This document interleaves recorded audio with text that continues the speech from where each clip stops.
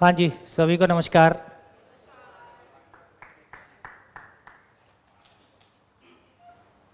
मैं तो चाहता हूँ आपके पास रहे, बहुत खुल के बोल रहा हूँ। तो पूरा सेट यदि चाहिए तो यहाँ उपलब्ध नहीं है। तो पूरा सेट का आपको फ़ोन नंबर लिख दिया जाएगा, आप डायरेक्टली उनसे बात करके मंगवा लीजिए।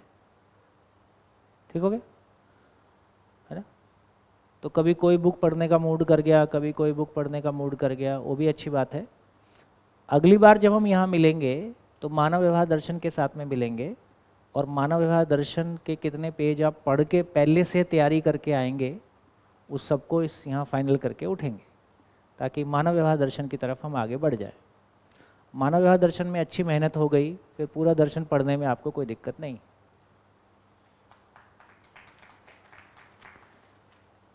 चलिए, तो दोपहर में आप लिख देंगे, है ना?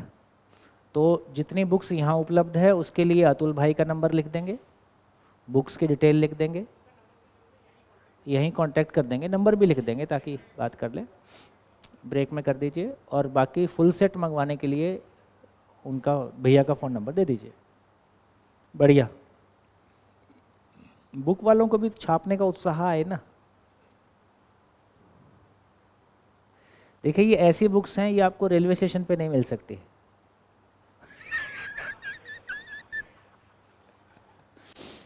एक बार क्या हुआ, बहुत पुरानी बात है, 15-20 साल पुरानी।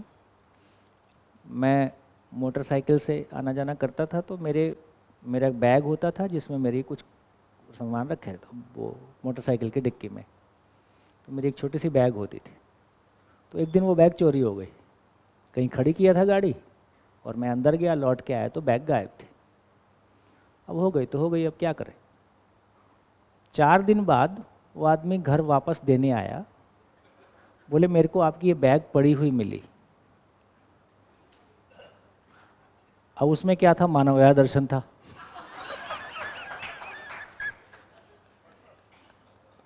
वो दर्शन पढ़ के ना वो तृप्त हो गया होगा।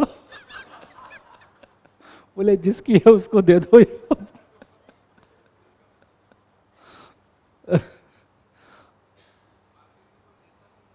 हाँ, इसको कोई लेगा भी नहीं।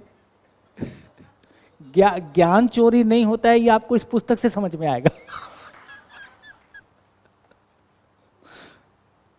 अच्छे अच्छे ना जो अपने आप को हिंदी का विद्वान मानते हैं, किसी को समझ नहीं आता है।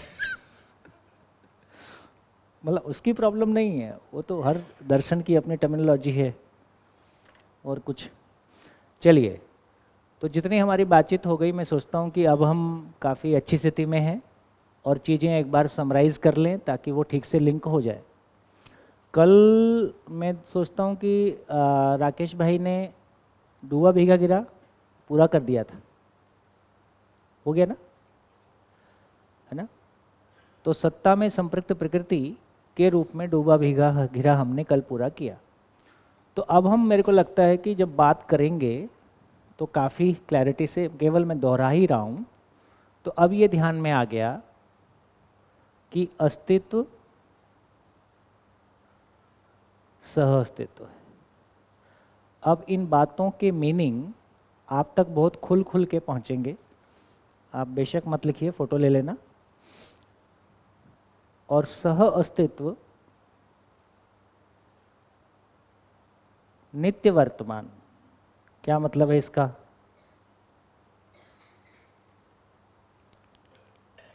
ही है, ऊर्जा स्वरूप है, और इसमें होने मात्र से सभी इकाइयां अपनी पात्रता अनुसार ऊर्जित हैं। ऊर्जित हैं इसलिए प्रभावित है।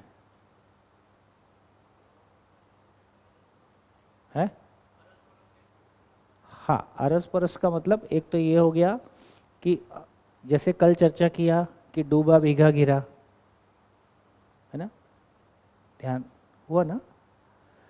तो उसके कारण इकाई ऊर्जित है, पूर्णता के अर्थ में ऊर्जित है, दूसरी इकाई भी ऊर्जित है, और सभी अपनी पात्रता अनुसार ऊर्जित है। इस आधार पर सभी इकाइयाँ और ये सृष्टि 4 अवस्थाओं के स्वरूप में प्रकट है। सहअस्तित्व नित्य प्रभावी है, नित्य प्रगटनशील है। 4 अवस्थाओं के रूप में प्रकट है।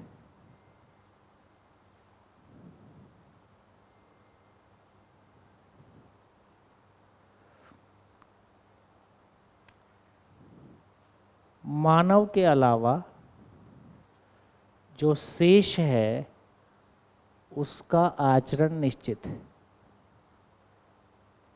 मानव में निश्चित आचरण की प्यास है। ज्ञान पूर्वक, समझ पूर्वक मानव निश्चित आचरण के साथ में जीता है। इतना काम केवल शेष है। सारी मेहनत हम केवल इतनी कर रहे हैं। अस्तित्व सह अस्तित्व है, हम क्या मान के चल रहे हैं?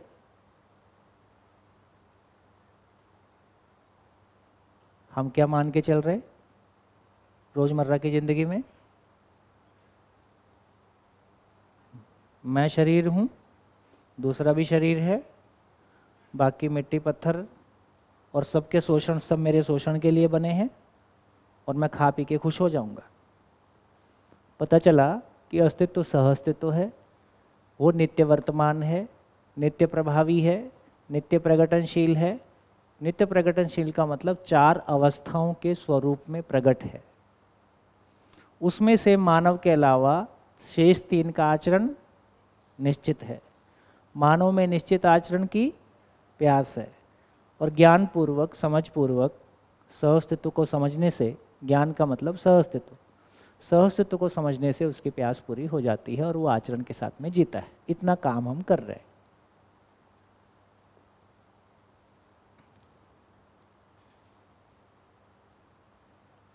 ये एक स्टोरी पूरी हो गई, पूरा बर्ड व्यू आ गया। ठीक, उसके बाद जितनी चर्चा हमने की है, ये सहअस्तित्व को समझने के लिए फिर हमने ये पूरा टेबल क्रिएट किया। क्या क्रिएट किया? तो हमने कहा कि पूरी की पूरी सृष्टि की यात्रा परमाणु में विकास की यात्रा है। गठनशील परमाणु विकास पूर्वक गठन पूर्ण हुआ है, चैतन्य हुआ है।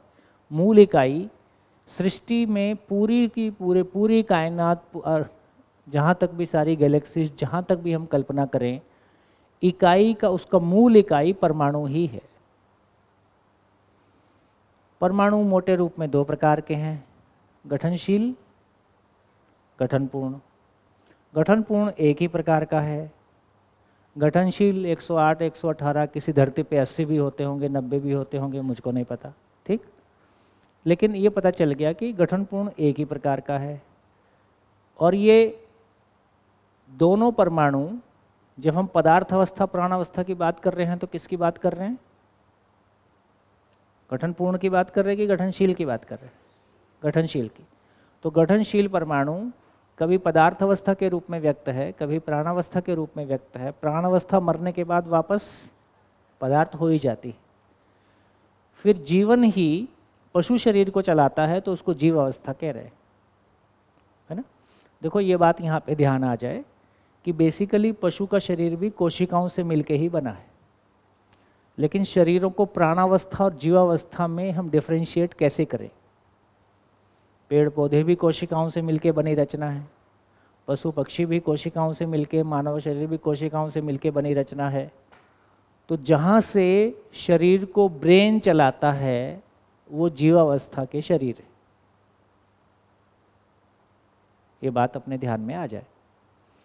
अब ब्रेन चलाने वाले 2 तरह के शरीर हैं।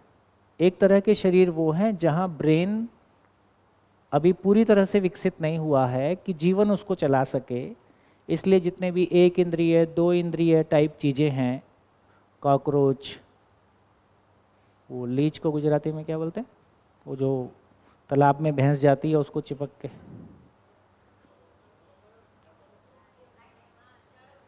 झड़ो, वही है ना। और क्या हो गया? तालाब की छोटी मछली, केंचुआ। ये सारी ऐसी चीज़ें हैं जिनमें एक अर्धविकसित मस्तिष्क है और वो मस्तिष्क ही उस शरीर को चलाता है। और वो अर्ध मस्तिष्क विस्तिष्क ही आहार निद्रा भय मैथुन को ऑपरेट कर लेता है। अभी यहाँ जीवन नहीं है। तो ये हमारे ध्यान में आ गया कि जीव अवस्था के शरीर किसको बोले। तो जीव अवस्था में दो प्रकार के शरीर हैं। एक प्रकार के शरीर वो जिनको जीवन चलाता है, जिसमें मस्तिष्क इतना विकसित हो गया है कि जीवन उसको चला सकता है, अधिकांश मैमल्स। फिर जीवन ही मानव शरीर को चलाता है। मानव शरीर में एक जिसको मानव कह रहे हैं, भ्रमित मानव कह रहे हैं। भ्रमित मानव में दो वैरायटी, जिसको दर्शन में पशु मानव और राक्षस मानव कहा गया।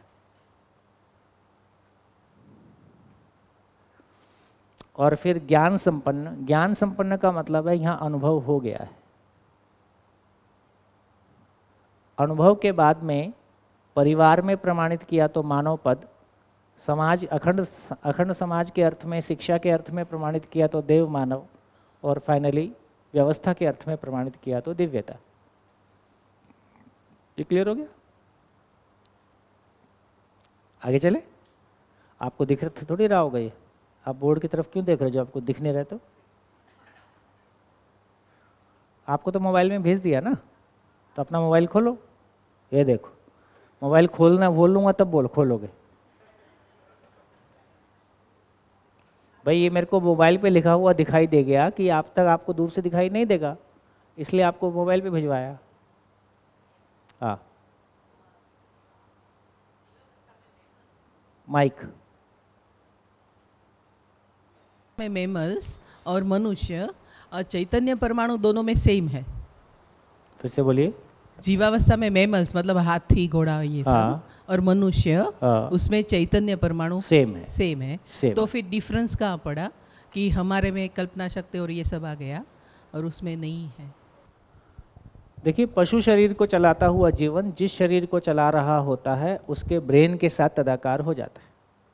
तो वहाँ वो मोहवश, वैसा वाला मोह नहीं, आदमी वाला मोह नहीं। प्रकृति में व्यवस्था ऐसी है कि वहाँ जीवन अपने अस्तित्व को व्यक्त नहीं कर रहा है, ब्रेन का अस्तित्व व्यक्त होता है पशु शरीर में। तो पशु शरीर में जीवन की मौलिकता व्यक्त नहीं हो सकती है।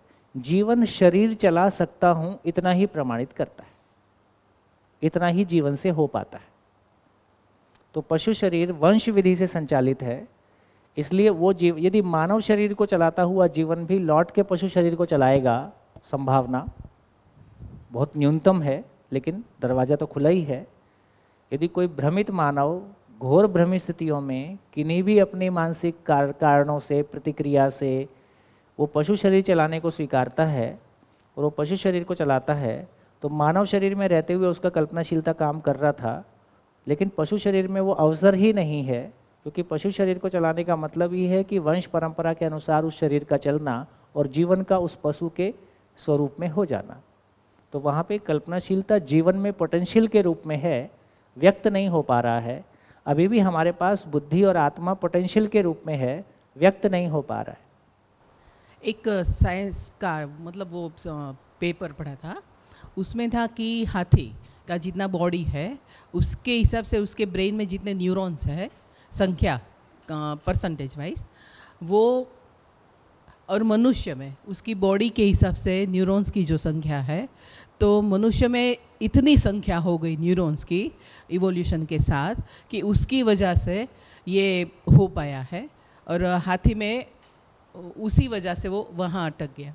ठीक है, तो उसको ये कहने का एक तरीका है, जब साइंस ये कहता है कि ब्रेन ही शरीर को चलाता है, इसमें कोई गलती नहीं है ना, लेकिन ब्रेन को भी कोई चलाता है, ये अभी गैप बचा हुआ है। लेकिन यदि ब्रेन शरीर को चलाता है तो ब्रेन इतना सक्षम होगा ही कि ब्रेन को कि वो शरीर को चला सके। तो इसका मतलब है कि हाथी शरीर में ब्रेन उतना ही डेवलप है जिसमें से कि कल्पनाशीलता, कर्म स्वतंत्रता को व्यक्त करने का अवसर भी नहीं है, आवश्यकता भी नहीं, तो नेचुरल है। हाँ जी, यहाँ तक हो गया, आगे चले। तो आगे अब हम देखें कि हमने परमाणु में देखा, गतियों के रूप में देखा कि जड़ परमाणु में, हाँ जी, एक एक शब्द ध्यान से सुनते रहें ताकि वो मिसमैच ना हो। जड़ परमाणु में वर्तुलात्मक गति अधिक होती है, कंपनात्मक गति कम होती है। ये ध्यान में आ गया। जड़ परमाणु में मिट्टी, पत्थर, मणि, धातु वगैरह में ये जो पूरा विस्तार होता गया, इसमें लगातार कंपनात्मक गति बढ़ रहा है। मिट्टी से अधिक पत्थर में, पत्थर से अधिक धातु में, वनस्पति में उससे अधिक हो गया, और फाइनली जैसे ही जीवन गठनशील से गठन पूर्ण हुआ तो कंपनात्मक गति अधिकतम हो गया। ये ध्यान में आ गया। लेकिन जड़ गठनशील परमाणु में हमेशा वर्तुलात्मक गति अधिक और कंपनात्मक गति कम ही पाया जाता है। चैतन्य इकाई में, जीवन में कंपनात्मक गति अधिकतम हो गया, वर्तुलात्मक गति उसकी तुलना में कम है। जागृत मानव का इतना ही मतलब है कंपनात्मक गति का पूर्णतया व्यक्त हो जाना, समझ का व्यक्त हो जाना।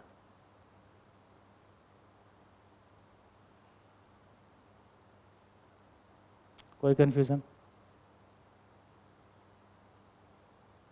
हाँ बेटा। जैसे अभी हम लोग, शरीर है हमारा सबका, सबके पास सबका शरीर है, तो मैं पहचान सकता हूँ कि वो अंकल को मैं ऐसे जानता हूँ कि उन अंकल का नाम राजेश अंकल है, वो मेरे क्या लगते हैं। तो जब शरीर नहीं होता है तो जीवन कैसे पहचान पाता है कि नहीं? बिल्कुल पहचान पाता है तो कैसे? यदि जीवन, तो सूत्र कहता है कि जीवन ही जीवन को देखता है। शरीर के साथ जब हम तदाकार होते हैं तो आँखों से हम सूक्ष्म चीज को देख सकें तो अमीबा भी नहीं दिखता है, और वायरस भी नहीं दिखता है, और बैक्टीरिया भी नहीं दिखता है, तो जीवन कैसे दिखाई देगा? ठीक सी बात है। लेकिन ये ध्यान में आ गया कि बेसिकली जब हम कह रहे हैं कि जीवन ही जीवन को देखता है, तो यदि जीवन इतना इवॉल्व हो गया है कि वो शरीर चलाते हुए भी जीवन स्वरूप में ही है, जैसे हमने स्वयं को शरीर माना हुआ है किसी सीमा तक, तो हमको तो नहीं दिखाई देगा। लेकिन सशरीर रहते हुए भी यदि जीवन इतना इवॉल्व हुआ है, तो जिस समय वो जीवन को देखता है वो स्वयं जीवन स्वरूप में ही रहता है, तो जीवन जीवन को पहचान ही सकता है, और दो बिना शरीर के जीवन जीवन को देखते ही। ठीक है। और ये पहचान में भी आ जाता है, ये राजेश भाई है। कैसे? तो जैसे ये कहा गया कि बेसिकली कोई भी दो चीज़ें आपस में टच नहीं करते हैं, दो एटम के अंदर जो पार्टिकल है वो एक दूसरे को टच नहीं करते हैं, दो एटम टच नहीं करते हैं, दो सेल भी टच नहीं करते हैं, इसलिए हम सेल को माइक्रोस्कोप से अलग अलग देख पाते हैं। तो सेल का जो बीच का पोलापन है, उसमें से हॉरिजेंटली, वर्टिकली, 3 डायमेंशनली जीवन इच्छा गति से गुजरता है ना? इच्छा गति समझ सकते हैं? अरे आपको इच्छा में कुछ ध्यान में आता ना, अभी यहाँ, अभी मंगल पे सब चीज़ का चित्रण तो कर लेते हैं। तो इच्छा गति का मतलब है अनलिमिटेड गति, जो किसी इंस्ट्रूमेंट की सीमा में कभी भी नहीं आएगी, है ना? जीवन जब उस गति से गुजरेगा तो शरीर के, है ना, शरीर से गुजरेगा तो नेचुरल शरीर के आकार का ही एक आकार बन गया। जैसे कभी कभी ना पुरानी वो फोटो में डॉटेड फोटो दिखा देते थे, डॉट डॉट डॉट डॉट, है तो डॉट ही, लेकिन शक्ल देख के पहचान में आ रहा है ना किसकी है। तो यदि जीवन इतना सूक्ष्म है ना, कि इस कोशिकाओं के बीच के पोलेपन से इस गति के साथ में उसमें हमारी आपकी कोई भागीदारी नहीं है, वो अस्तित्व सहज है। लेकिन शरीर के आकार का आकार बन गया, तो मेरे कान से भी गुजरेगा कि नहीं, आँख से भी, दिल से भी। दिल अलग है, वो भी अलग हो जाएगा। तो इसका मतलब है यदि प्राण कोशाओं से गुजर रहा है तो जितना फाइन शरीर बना हुआ है उतना ही फाइन जीवन भी बना हुआ है, पुंजाकार स्वरूप में। और वो देख के पहचान में आ जाएगा राजेश भाई है, हो सकता है चश्मा भी ऐसे रखा हो। मेरे को चिंता ये रहती है राकेश भाई, ये माइक मत चल दे। बार बार मेरा ध्यान इस पे चला जाता है, क्योंकि जो लोग जिस तरह की वेशभूषा में रहते हैं, मैंने पैंट शर्ट के रूप में अपने आप को स्वीकारा हुआ है, आपने सूट सलवार के रूप में, साड़ी के रूप में स्वीकारा हुआ है, हमारे बाल जैसे हैं। तो जीवन यदि प्राण कोशाओं से गुजर रहा है तो जीवन की ये भी स्वीकृति है कि वो उनसे कपड़े भी हमेशा पहने हुए, तो लगभग वो वेशभूषा का स्वरूप भी उसमें बन जाता है। अब मोटा हाइट जैसी होगी, मतलब जैसा शरीर होगा वैसे ही जीवन दिख जाता है। फिर जीवन का एक प्रभाव क्षेत्र है, उस प्रभाव क्षेत्र जैसी जागृति होगी वैसा प्रभाव क्षेत्र होगा। तो यहाँ पर मेरा एक ध्यान जा रहा है कि जैसे मैं अध्ययन बिंदु शिविर के लिए बैनर बना रहा था। किसके लिए? अध्ययन बिंदु के लिए बैनर अध्ययन बना बिंदु रहा के लिए, हाँ हाँ। तो बैनर के अंदर आपका फोटो लेके मैंने जूम करके वो साइड की जो कुछ हाँ हाँ ब्लर था उसको निकालने के लिए। हाँ तो जब भी जूम किया तभी आपके जूम करने में square square square square dot दिखाई, तो उस स्क्वायर डॉट के बीच में जगह। हाँ, एक कल्पना हमारी आ जाती है। हाँ, अभी भी हम जितनी सारी चीज़ों को डॉट डॉट करके ही तो कुछ कर रहे हैं। तो कोशिका है तो हमको उससे दिख ही रही है माइक्रोस्कोप से, है ना। माइक्रोस्कोप से एटम नहीं दिख रहा है, तो इसका मतलब कोशिका काफ़ी बड़े साइज़ की होती है तभी उससे दिख रही है। और दो कोशिकाएं अलग अलग दिख रही हैं, इसका मतलब उनके बीच में गैप रहता ही है, दो मॉलिक्यूल के बीच में गैप रहता ही है। तो ये गैप क्या चीज़ है? खाली जगह ही है, व्यापक सभी जगह ही है, और जीवन उस बीच में से गुजरता है। क्या फाइन मैकेनिज्म है। कभी आदरणीय बाबा जी ने शेयर किया कि जब बच्चा गर्भ में रहता है, मैंने पहले भी शायद शेयर किया होगा, है ना, बच्चा गर्भ में रहता है तो 4.5 महीने बाद जब तक ब्रेन डेवलप नहीं होगा बच्चे के शरीर में, तो बच्चे वाला जीवन तो उसको आके चला नहीं पाएगा। तब तक माँ का जीवन ही उसके प्राण कोशिकाओं के पोलेपन से गुजर के उसको जीवंत बनाए रखे हुए है। माँ का बच्चे के साथ में कितना गहरा नाता है, उसके शरीर की कोशिकाओं के बीच में से भी वो गुजरी हुई। जैसे ही बच्चे का जीवन आता है, माँ का जीवन उतनी जगह छोड़ देता है। अब ये हमारे निर्णय से नहीं हो रहा है, अच्छा है निर्णय हमारा नहीं है, हम भूल ही जाते इसमें से भी गुजरना था। उतने में उमर जाता, हम तो काम में लगे रहते। तो जीवन के साथ कुछ वो घट रहा है जो अस्तित्व सहज विधि से है। जीवन में वो चाहनाएं हैं जो अस्तित्व सहज विधि से है। जीवन कुछ वो कर रहा है जो उसकी अभी वर्तमान कंडीशनिंग से कर रहा है। तो कितनी सारी चीजें एक साथ चल रही जी। हो गया? हाँ, हरिओम, मैं नीलिमा करजत से आई हूँ। करजत यहीं से पास में 15 किलोमीटर है। मुझे ये पूछना था कि जब शरीर नहीं है, जीवन है, अभी तो मेरी शरीर यात्रा ख़त्म होगी, फिर मुझे अगली शरीर यात्रा के लिए कितना वेट करना पड़ेगा? मतलब ऐसा अभी आपने बोला है कि वो इच्छा से शरीर में प्रवेश करता है, तो उसको कितना वेट करना पड़ेगा? गाड़ी जब उपलब्ध हो जाए, आप जैसी गाड़ी चाहते हो वैसी उपलब्ध हो तो जाए। जीवन 2 प्रकार से शरीर स्वीकार करता है। भ्रमित जीवन शरीर की अनुकूलता प्रतिकूलता के आधार पे शरीर को स्वीकार करता है, और एक लेवल की जागृति, एक लेवल का अवेयरनेस आ गया तो प्रयोजन के आधार पर शरीर को स्वीकार करता है, फिर अपना पराया से आगे चला जाता है। तो अभी हम किस को स्वीकारे हुए हैं? अपना परिवार, अपना कुटुंब, यही सीक्वेंस रहेगा। अपना परिवार, अपना कुटुंब, अपना धर्म, अपनी जाति, अपना गांव, अपना देश, अपनी भाषा, है ना। और कोई जीवन इसको पार कर गया तो पता चल गया समाधान से, ज्ञान से ही जीवन तृप्त होता है। तो जहाँ ज्ञान के लिए अनुकूल अवसर मिलेगा वहाँ शरीर चलाना चाहेगा। तो इस रूप में एक अच्छी बात इसमें ये निकल के आई कि हम जिस परिवार में आए हैं अपनी ही स्वीकृति के साथ आए। हम जिस परिवार में आए हैं अपनी स्वीकृति के साथ आए हैं। यदि स्वीकृति के साथ आए हैं तो जैसे माँ बाप हैं तो माँ बाप के साथ में और बच्चे हैं, उनके चाचा था, तो जिस परिवार को हमने स्वीकारा उसका पूरा सिस्टम और परिस्थितियाँ हमको स्वीकार हो गई। यदि हमको पता चलता है कि मेरी स्वेच्छा से मैं इस परिवार में आया हूँ तो मैं कुछ लोगों को स्वीकार रहा हूँ, कुछ लोगों को नहीं स्वीकार रहा हूँ। तो यदि ये स्वीकार होने से फिर हम सभी लोगों को स्वीकारें, ऐसा हमारा एक कंक्लूजन आ जाता है और सभी के साथ चल पाए, क्योंकि मेरा ही स्वीकारा हुआ है। या आपने मर्जी से ही शादी किया था, आपने मर्जी से ही कोई कंपनी ज्वाइन की थी, कंपनी आपके ज्वाइन करने पहले जैसे पहले थी वैसे ही थी, जिससे आपने शादी किया वो भी जैसा था वैसा था ही, आप नहीं पहचान पाए या वो आपको नहीं पहचान पाया, वो तो जैसा था वैसा ही था।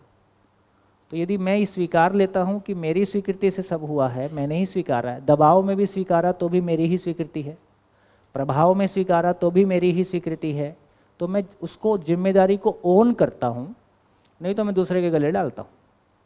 तो इससे भी कुछ फर्क पड़ जाता है। और एक क्वेश्चन पूछना था कि अभी हाँ अभी शरीर जो है जन्म लेते ही शरीर छोड़ने के बाद, नहीं, जन्म लेने के बाद शरीर, मैं एक बीच में एक बात और कह देता हूँ, हाँ, सशरीर हम जितना दुख सहन कर पाएं और जितनी खुशी सहन कर पाएं, दोनों की सीमा है, ठीक। उससे ज़्यादा दुख और सुख को नॉर्मलाइज होने में एक समय लगता है। तो इसको परंपरा ने एक दूसरे ढंग से कहा है, जो लोग मर जाते हैं जब तक वो पितृ योनि में नहीं आते हैं तब तक वो आगे शरीर नहीं चला सकता है ना। पितृ योनि क्या है? पितृ योनि का मतलब है कि वो स्वभाव गति में आ गया है।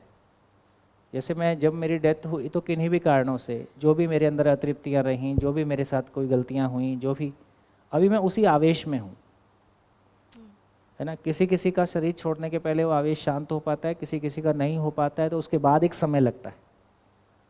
तो जब तक वो आगे की स्वभाव गति में नहीं आ जाए, फिर और जो भी कुछ व्यवस्था और मान लो, तो फाइनली उसके द्वारा अपनी पूरी यात्रा को समराइज करके कोई निष्कर्ष आता है। उस निष्कर्ष के साथ वो आगे अपनी शरीर यात्रा ले जाए, तो बहुत सारा जीवन में तो जो भ्रमित जीवन है, वो तो ज़्यादा भ्रमित जीवन तो शरीर के साथ अपने आप को मरा हुआ ही मानता है। शरीर मिल गया फिर से जिंदा हो गया मानता है। थोड़ी अच्छी स्थिति के जीवन को सोच पाते होंगे, तो ऐसे फिर बहुत सारे अलग अलग कॉम्बिनेशन बनेंगे, कोई एक सबके लिए एक जैसा काम नहीं हो रहा है। जी, आप कुछ कह रहे थे। हाँ, अभी जो शरीर मिला है मुझे, मैंने जन्म लिया है, तो वो विकलांग है, तो वो कैसे, मतलब मैं तो इच्छा से जन्म लेता हूँ, और मेरी इच्छा है, किसी की भी इच्छा नहीं रहती कि मुझे दिव्यांग शरीर मिले या कुछ, मैं जिंदगी भर ये ऐसे। ठीक है, देखो अब ये सारी बातें ऐसी हैं कि इतने सारे फैक्टर हैं, हाँ, इतने सारे डायमेंशन हैं उसके। अब उसमें से कौन सा डायमेंशन प्रभावी हुआ, तो बच्चा तो किसी एक परिवार में आ गया, गर्भ काल में जो भी एंटीबायोटिक हुआ, जो भी जीवन शैली खराब हुई, जो भी और कुछ खराब हुआ, उसकी वजह से भी कोई चीज़ें रिजल्ट कर सकती हैं। बहुत सारे बच्चे अबॉर्ट कर जाते हैं। अब यदि हमको ये भी ध्यान में आएगा कि बच्चों का अबॉर्ट करना, अपने आप मतलब प्राकृतिक रूप में अबॉर्ट करना, और वो 4.5 महीने के पहले ही अबॉर्ट हो गया, तो उससे यदि हमको समझ होगी तो हम उतने दुखी नहीं होंगे। यदि अबॉर्ट हो गया, इसका मतलब वो बाहर आता तो कोई बीमारी के साथ, कोई प्रॉब्लम के साथ ही होता, जो अपनी जागृति को प्रमाणित भी नहीं कर सकता है, अपने शरीर को भी नहीं संभाल सकता है ना। ऐसे शरीर को संभालने में परिवार भी परेशान हो जाता है। तो ये उसके लिए अनुकूल नहीं था, इसलिए जो कुछ हो गया ठीक हो गया। तो घटनाओं को यदि हम समझेंगे तो हम उनको स्वीकार पाएंगे तो अपने मोह की वजह से परेशान नहीं होंगे। अभी यहाँ पे कर्मफल का कुछ आता है क्या? वो सब बहुत सारे कॉम्बिनेशन है उसमें। हाँ, अब ये कहना मेरे लिए बहुत मुश्किल है कि कौन सी चीज़ कैसे काम करेगी, लेकिन आगे उसके आगे। एंगल बहुत सारे हैं। अच्छा, देखो यही सारी बातें हैं। हम खाना बनाते हैं तो फल के बारे में हमारी निश्चितता है, इतना स्वादिष्ट खाना बनेगा, ये हर बार ऐसे ही बनता है। लेकिन ज़िंदगी के बारे में हमारे फल की निश्चितता ऐसी नहीं है, क्योंकि ज़िंदगी का कंप्लीट जानकारी हमको नहीं है। तो भ्रमित मानव कर्म करने के लिए स्वतंत्र होता है, फल भोगने के लिए परतंत्र होता है। जागृत मानव कर्म करने के लिए भी स्वतंत्र होता है, फल भोगने के लिए भी स्वतंत्र होता है, क्योंकि कर्म का फल उसको पहले से पता होता है। जैसे हम खाना बना रहे हैं, हमको फल पहले से पता है, इतना ही स्वादिष्ट बनेगा। तो हमारी जीवन और अस्तित्व की जानकारी में कमी होना, ज्ञान में कमी होने की वजह से ऐसा हमारा अनिश्चितता बनी रहती है। यही आशा विचार इच्छा की कन्फ्यूज्ड स्थिति है, अस्पष्ट गति है। इसी में हम स्पष्ट हो जाएं, आर पार हो जाएं, इसी के लिए मेहनत कर रहे हैं।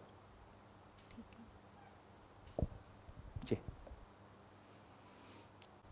आप इसको एक्सप्लेन करते हुए इस तरह से बता रहे हैं कि जीवन गुजरता है शरीर से, तो मतलब जैसे पुंजाकार स्वरूप में जो गुजरता है, हॉरिजॉन्टली, वर्टिकली, 3 डायमेंशनली, उससे जीवन का, उसको बोलते हैं जीवन का कार्य गति पथ। तो जीवन जिस तरह से शरीर को चलाता है, क्यों ऐसा चलाता है? सारी कोशिकाओं को जीवंत बनाए रखने के अर्थ में। जैसे हमको कहीं से भी बिना छुए भी फील होता है कि मेरे पैर में किसी भी स्थिति को मैं फील कर सकता हूँ, संवेदनाएं होती हैं। संवेदना। तो जीवन पूरा शरीर की सारी कोशिकाएं है, तो ये कोशिका, लेकिन सारी कोशिकाओं के में जो भी कुछ हो रहा है मैं उसको फील कर सकता हूँ। इसी को बोल रहे हैं कि कोशिकाएं जीवंत हैं, जीवंतता है ना। और ये जीवन का ब्रेन के साथ में, जीवन का ब्रेन से शरीर को चलाना प्लस शरीर में पुंजाकार स्वरूप में होना से वो ये प्रभाव पैदा कर पाता है। पुंजाकार स्वरूप में होना, पुंजाकार का मतलब है शरीर के आकार के स्वरूप में जीवन। देखो जड़ परमाणु, जड़ इकाई और चैतन्य इकाई की परिभाषा कैसी है? जो अपने आकार की सीमा में काम करता है उसका नाम जड़ इकाई है। जो अपने आकार से अधिक सीमा में काम करने में सक्षम है उसका नाम चैतन्य इकाई है। यदि मेरे को बोर्ड को पेन से बोर्ड पे लिखना है तो पेन को बोर्ड तक ले जाना पड़ेगा, तो ये अपने आकार की सीमा में काम करता है। लेकिन जीवन आकार के रूप में कितना बड़ा है? एक बूंद का 10 लाखवां हिस्सा, 50 लाखवां हिस्सा, जो भी होता होगा। इतनी छोटी चीज़ जो हमको आज तक इलेक्ट्रॉन माइक्रोस्कोप से नहीं दिखी है, किसी भी इंस्ट्रूमेंट से डायरेक्टली दिखाई नहीं दी है। इतना छोटी चीज़, इतनी छोटी चीज़ हाथी के शरीर को चलाता है, मानव के शरीर को चलाता है। इतना सारा सोच विचार उसमें हो, ये सारा सोचते हैं तो विश्वास ही नहीं हो रहा है। मैं इतना सारा सोच भी रहा हूँ और इच्छा गति से शरीर में घूम रहा हूँ, है ना, लेकिन हो तो रहा है। तो इससे ये पता चला कि जीवन पुंजाकार विधि से अपने आकार से अधिक सीमा में काम करता है, पुंजाकार विधि से। तो इस तरह से जीवन शरीर से, जो कोशिकाओं के पोलेपन से गुजरता है, वो एक शरीर के जैसा आकार बन गया। जैसे हम अंधेरी रात में एक रस्सी को जला के घुमाएं तो कैसा आकार दिखाई देता है? फैन जब तेज गति से घूमता है तो क्या दिखाई देता है? एक प्लेट बन जाती, जबकि वो प्लेट नहीं है, 3 पंखड़ियाँ अलग अलग हैं, लेकिन वर्चुअली ऐसा दिखने लगा। उंगली कहीं भी डालो तो कट जाएगी। तो इसका अर्थ है कि जीवन पुंजाकार के स्वरूप में हो जाता है। एक पॉइंट ऑफ टाइम, मतलब एक जगह पे है जीवन तो दूसरी जगह पे नहीं है शरीर। हाँ, ये भाषा ही नहीं बनती है। जीवन उस तरह से बोलोगे सभी जगह हो जाता है। इच्छा गति का मतलब ये है। जी, आपको मच्छर काट तक गई, वहाँ जीवन था ही नहीं, ऐसा नहीं होता। जीवन बना ही हुआ है। जैसे कुछ ऐसे बाबा जैसे टाइप के लोग रहते हैं, तो ऐसे खड़े खड़े जैसे दिए में आग लगा देते हैं, जला देते हैं, मतलब वो अधिकांश चीज़ें रासायनिक क्रिया है, हमको पता नहीं है, उनको पता है, या आम आदमी को पता नहीं होता। Chemical reaction. हाँ जी।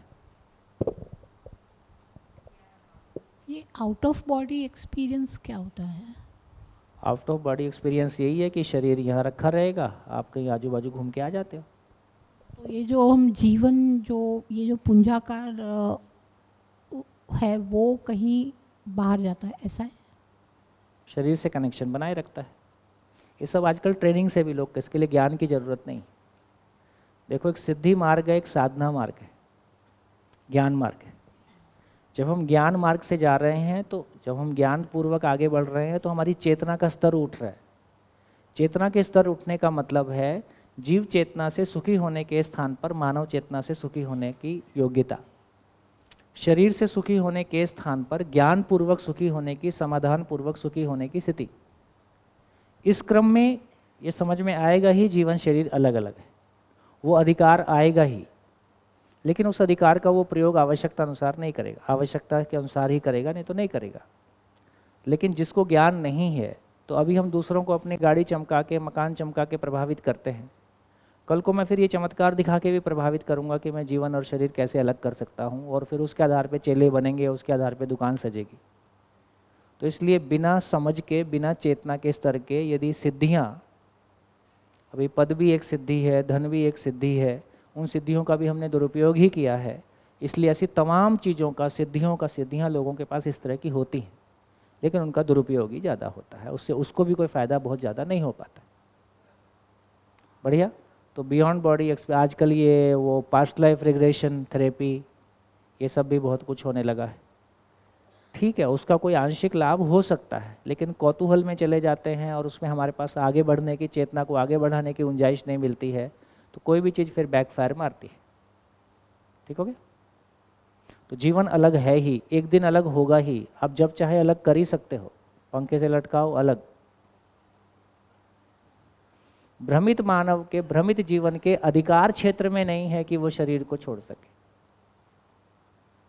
अभी की स्थिति में, लेकिन इस तरह की सिद्धि या योग्यता या ट्रेनिंग कि वो बाई प्रैक्टिस इसको कर सके, ऐसा भी लोग बोलते हैं और ऐसा भी होता है।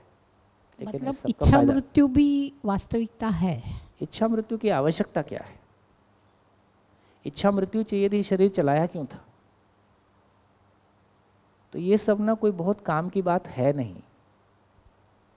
मैं अभी इस बात को बहुत आजकल जैसे आपस में परिवारों में चर्चा होती रहती है, कोई ना हार्ट अटैक आया और अचानक चल गया, उसने किसी की सेवा नहीं की, कितनी अच्छी मृत्यु है, इस तरह की बात बोलते हैं। और कोई थोड़ा बिस्तर में रह गया 1-2 साल, ऐसा भी होता है। और बहुत सारे महापुरुषों को आप देखोगे उनकी मृत्यु पीड़ादायक हुई है, ऐसी भी बातें सुनते हैं। तो इसका मतलब है कि जीवन को निष्कर्ष लेने के अर्थ में उन्हें शरीर क्यों चलाया? जीवन ने निष्कर्ष चलाया कि ज्ञान के अर्थ में, ताकि वो निष्कर्ष ले पाए। तो ज्ञान के अर्थ में जीवन निष्कर्ष ले सके, उसके लिए जिस व्यक्ति के लिए जैसी आवश्यकता, योग संयोग, शरीर की स्थिति बनती है, वैसा हो जाएगा। कोई 1 साल बिस्तर में भी रह गया तो भी क्या प्रॉब्लम है, और चला गया तो भी क्या प्रॉब्लम है। सार बात क्या है? हम जिस काम के लिए आए थे वो काम पूरा हो जाए। तो शरीर हमारे लिए कष्ट का कारण नहीं है, भ्रम हमारे लिए कष्ट का कारण है। तो भ्रम मुक्ति मोक्ष है कि आवागमन से मुक्ति मोक्ष है। ब्रह्म मुक्ति। हाँ, तो इच्छा मृत्यु कर दिया, ऐसा कौन सा पहाड़ तोड़ दिए? जब चाहे पंखे से लटक जाओ, इसमें इच्छा मृत्यु ही है। नहीं, मुझे ऐसे लगे कि भाई चलो अभी ये बॉडी का मतलब मुझे अगर मेरे संज्ञानशीलता में ही अगर मुझे आगे बढ़ना है तो आई वांट एक फ्रेश अच्छा बॉडी मिले। और अरे अच्छा, बॉडी का यूज़ उतना बड़ा नहीं है जितना बड़ा हमने मान रखा है। मतलब स्वस्थ शरीर है उसका, ज़्यादा भाग तो हमारे सोच व्यवहार, बेसिकली देखा जाए विचार और व्यवहार ही ज़्यादा बड़ा भाग है। कार्य आवश्यकता अनुसार है, कार्य शरीर की स्थिति अनुसार है, कार्य देशकाल परिस्थिति के अनुसार है। इसका मतलब विचार और व्यवहार करने के लिए तो हम हमेशा सक्षम ही हैं। एक व्यक्ति बीमार भी हो जाएगा तो भी वो बात तो करता ही है, आवाज़ सबसे लास्ट में जा रही है। आदरणीय नागराज जी 1.5 साल लगभग बिस्तर में थे, उनसे एक लाइन सुनने के लिए बाजू में बैठे रहते थे। कोई एक लाइन हम पूछ लेंगे, कोई एक लाइन वो अपनी तरफ से बोल देंगे, है ना। तो यदि कोई व्यक्ति जागृत है, यदि कोई व्यक्ति समझदार है, वो तो आखिरी क्षण तक उपयोगी है। तो शरीर उतना बड़ा प्रॉब्लम नहीं है। बेसिक बात इतनी है कि जब शरीर था तब उसका क्या किया। अरे 5 साल पहले चले गए, 5 साल बाद में चले गए। आप ऑर्गेनिक खाया, 5 साल ज़्यादा बाद में चले गए, तो आपने 5 साल लोगों को ज़्यादा तंग किया। आप पहले चले जाते, ज़्यादा ठीक था। तो 5 साल ज़्यादा जी गए, ये उपलब्धि है कि हम जिंदगी को पा गए, ये उपलब्धि है ना। भगत सिंह 23 साल में चले गए, विवेकानंद 31 साल में चले गए, उनको सारी दुनिया याद कर रही। हम 100 पार करके जा रहे, कोई नहीं पूछ रहा, घर वाले नहीं पूछ रहे। तो सार बात को पकड़ा जाए। हाँ जी बोलिए, आगे चले। बिल्कुल।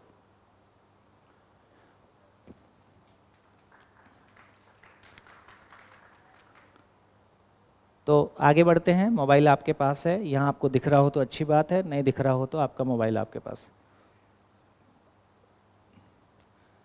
देखिए, अब ये कह रहे हैं, हमने ये चर्चा भी किया कि परिवेशीय सक्रियता ही परमाणु में विकास का आधार है। परिवेशीय सक्रियता ही परमाणु में विकास का आधार है। इसका मतलब है, इस बात को हमने ज़्यादा ठीक से समझने की कोशिश मानव जीवन में किया। जीवन में हमने देखा कि पशु शरीर में केवल आशा ही व्यक्त होती है, मानव में विचार व्यक्त हो रहा है, इच्छा व्यक्त हो रही है। तो विचार और इच्छा की ताकत कितनी है, उससे सारा संसार चलता हुआ दिखाई देता है। ये हमारे ध्यान में आ गया। तो इस तरह से जो परिवेशीय सक्रियता है, वृत्ति का सक्रिय हो जाना, चित्त का सक्रिय हो जाना, चित्त की ताकत का व्यक्त हो पाना, तो ये हमने भ्रमित संसार में 4.5 क्रिया में भी देखा। तो इस रूप में कहा कि पदार्थ अवस्था में जो जड़ परमाणु है उसका अंतिम परिवेश भौतिक क्रियाकलाप में भाग लेता है। तो क्रिया के रूप में अंतिम परिवेश की सक्रियता अवश्य ही भौतिक क्रियाकलाप संपन्न होते हैं। अंतिम और अंतिम के पहला सक्रिय होता है तो रासायनिक क्रियाकलाप संकल्प होते हैं, जिसकी वजह से मानव शरीर ब्रेन तक का एक्सप्रेशन हम पा गए। उसके बाद अंतिम के पहला और दूसरा सक्रिय हो गया, इसकी सक्रियतावत कंपनात्मक गति अधिकतम हो गई और ये जड़ परमाणु से चैतन्य परमाणु हो गया। इसमें जो उसका विन्यास था केंद्र में 1, 2, 8, 18, 32 के स्वरूप में हो गया। तो बेसिकली ये उस सक्रियता के आधार पर कंपनात्मक गति का बढ़ना, कंपनात्मक गति के आधार पर उसका जीवन परमाणु के स्वरूप में स्थिर होना, तो इस प्रकार ये जीवन उपलब्ध हो गया। ठीक, आगे इसी को बोल रहे हैं कंपनात्मक गति, जिसको हम कह रहे हैं, है ना, ये जीवन कंपनात्मक गति हो गई क्रिया के रूप में। कोश गठन की बात मैंने नहीं की है, इसको हम नहीं करेंगे। जब हम मानव दर्शन की बात करेंगे तब ये बातें एक बार फिर से विस्तार से होंगी और दोबारा इसको स्थिर होने का मौका मिलेगा। अगली बार जब आएंगे तो आप खुद मेहनत करके आएँ। मानव व्यवहार दर्शन का तीसरा चौथा चैप्टर जो है वो सृष्टि दर्शन है, उसमें यही बहुत सारी बातें आती हैं। तो उसमें हम इसकी विधिवत तैयारी करेंगे तो और फिर इसको गहरा करेंगे। प्रभाव के रूप में देखें तो यहाँ पे गठनशील परमाणु और अजीर्ण परमाणु लिखा है। तो भूखे परमाणु जो बेसिकली गठनशील परमाणु हैं 2 प्रकार के हैं।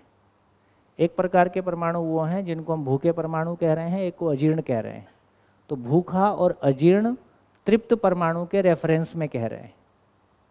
तो जिन परमाणुओं में अंशों को बहिर्गत करने की प्रवृत्ति है वो अजीर्ण परमाणु हैं, जो कि ना जीवन परमाणु के एक तरफ जिसको हम अजीर्ण कह रहे हैं और उससे कम वालों को दूसरों को हम भूखे कह रहे हैं।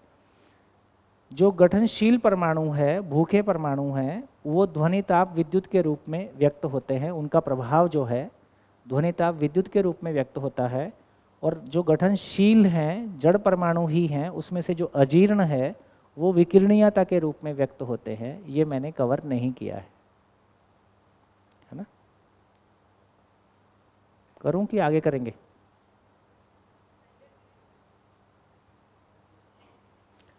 विकिरणीयता को बहुत मोटे रूप में समझें तो जो एक्सरेज है वो विकिरणीय प्रभाव है। जो एक्सरे करवाते हैं हम, मेरे ख्याल से एमआरआई में भी वही रहता है, नहीं उसमें रहता है। सोनोग्राफी तो अलग है, सोनोग्राफी में नहीं रहता है। ईसीजी, सीटी स्कैन, हाँ सीटी स्कैन और एक्सरे ये सेम है, एमआरआई की टेक्नोलॉजी अलग है ना? तो क्या चीज़ है? तो देखो ये कह रहे हैं, ये है तो बड़ा इंटरेस्टिंग, मेरे को मेरे ढंग से समझने में बड़ा अच्छा लगता है। ये ऐसा है कि जैसे एक परमाणु में पहला परिवेश, दूसरा, तीसरा, चौथा, किसी परमाणु में जो मध्यांश है वो ही परिवेश के पूरे परमाणु के गठन को बनाए रखने के लिए जिम्मेदार है। ये जड़ परमाणु में भी है, चैतन्य परमाणु में है। तो मध्यांश की भूमिका जो आकर्षण प्रत्याकर्षण के रूप में कहा, वो परमाणु के गठन को बनाए रखने में जिम्मेदार।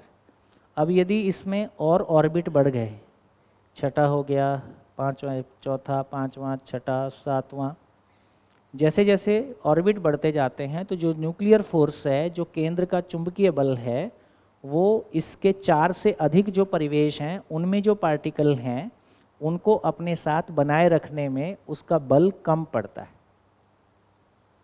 बल कम पड़ता है तो अंशों में बहिर्गत होने की प्रवृत्ति पाई जाती है। परमाणु को छोड़कर बाहर जाने की प्रवृत्ति पाई जाती है, जिसको हम रेडियो एक्टिव मटेरियल बोलते हैं, जिसको हम साइंस में रेडियो एक्टिव मटेरियल के रूप में पढ़ते हैं।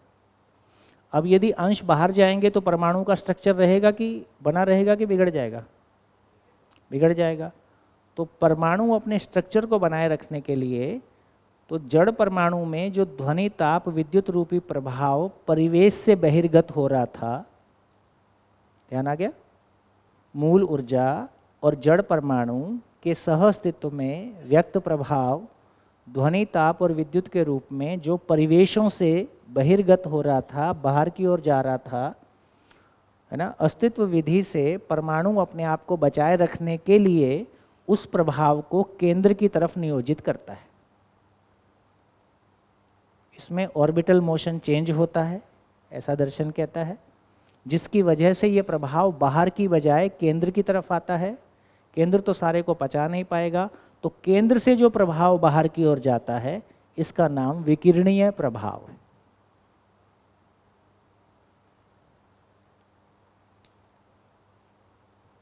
तो जितना भी ये एक्स रेज है, जितना भी ये है ना, और क्या क्या बोलते हैं,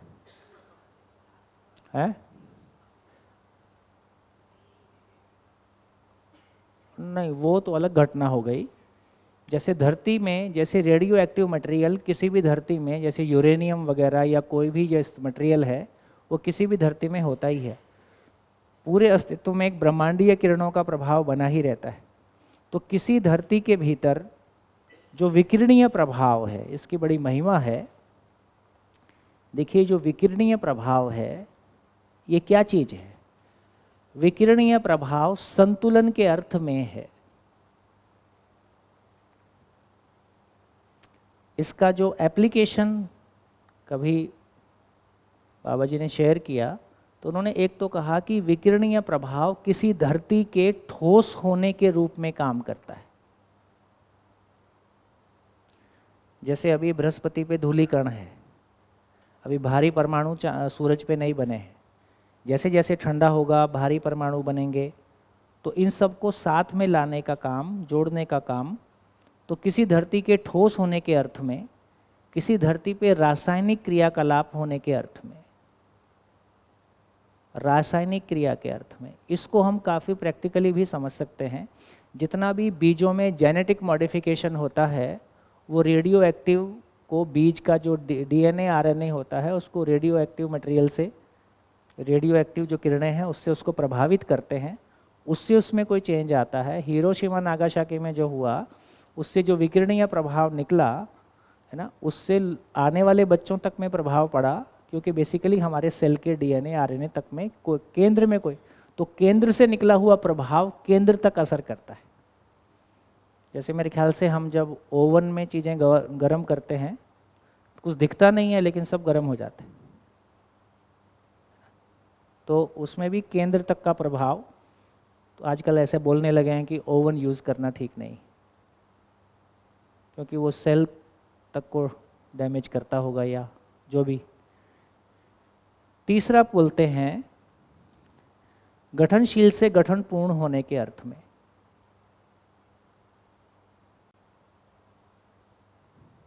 भी ब्रह्मांडीय किरणों का योगदान है।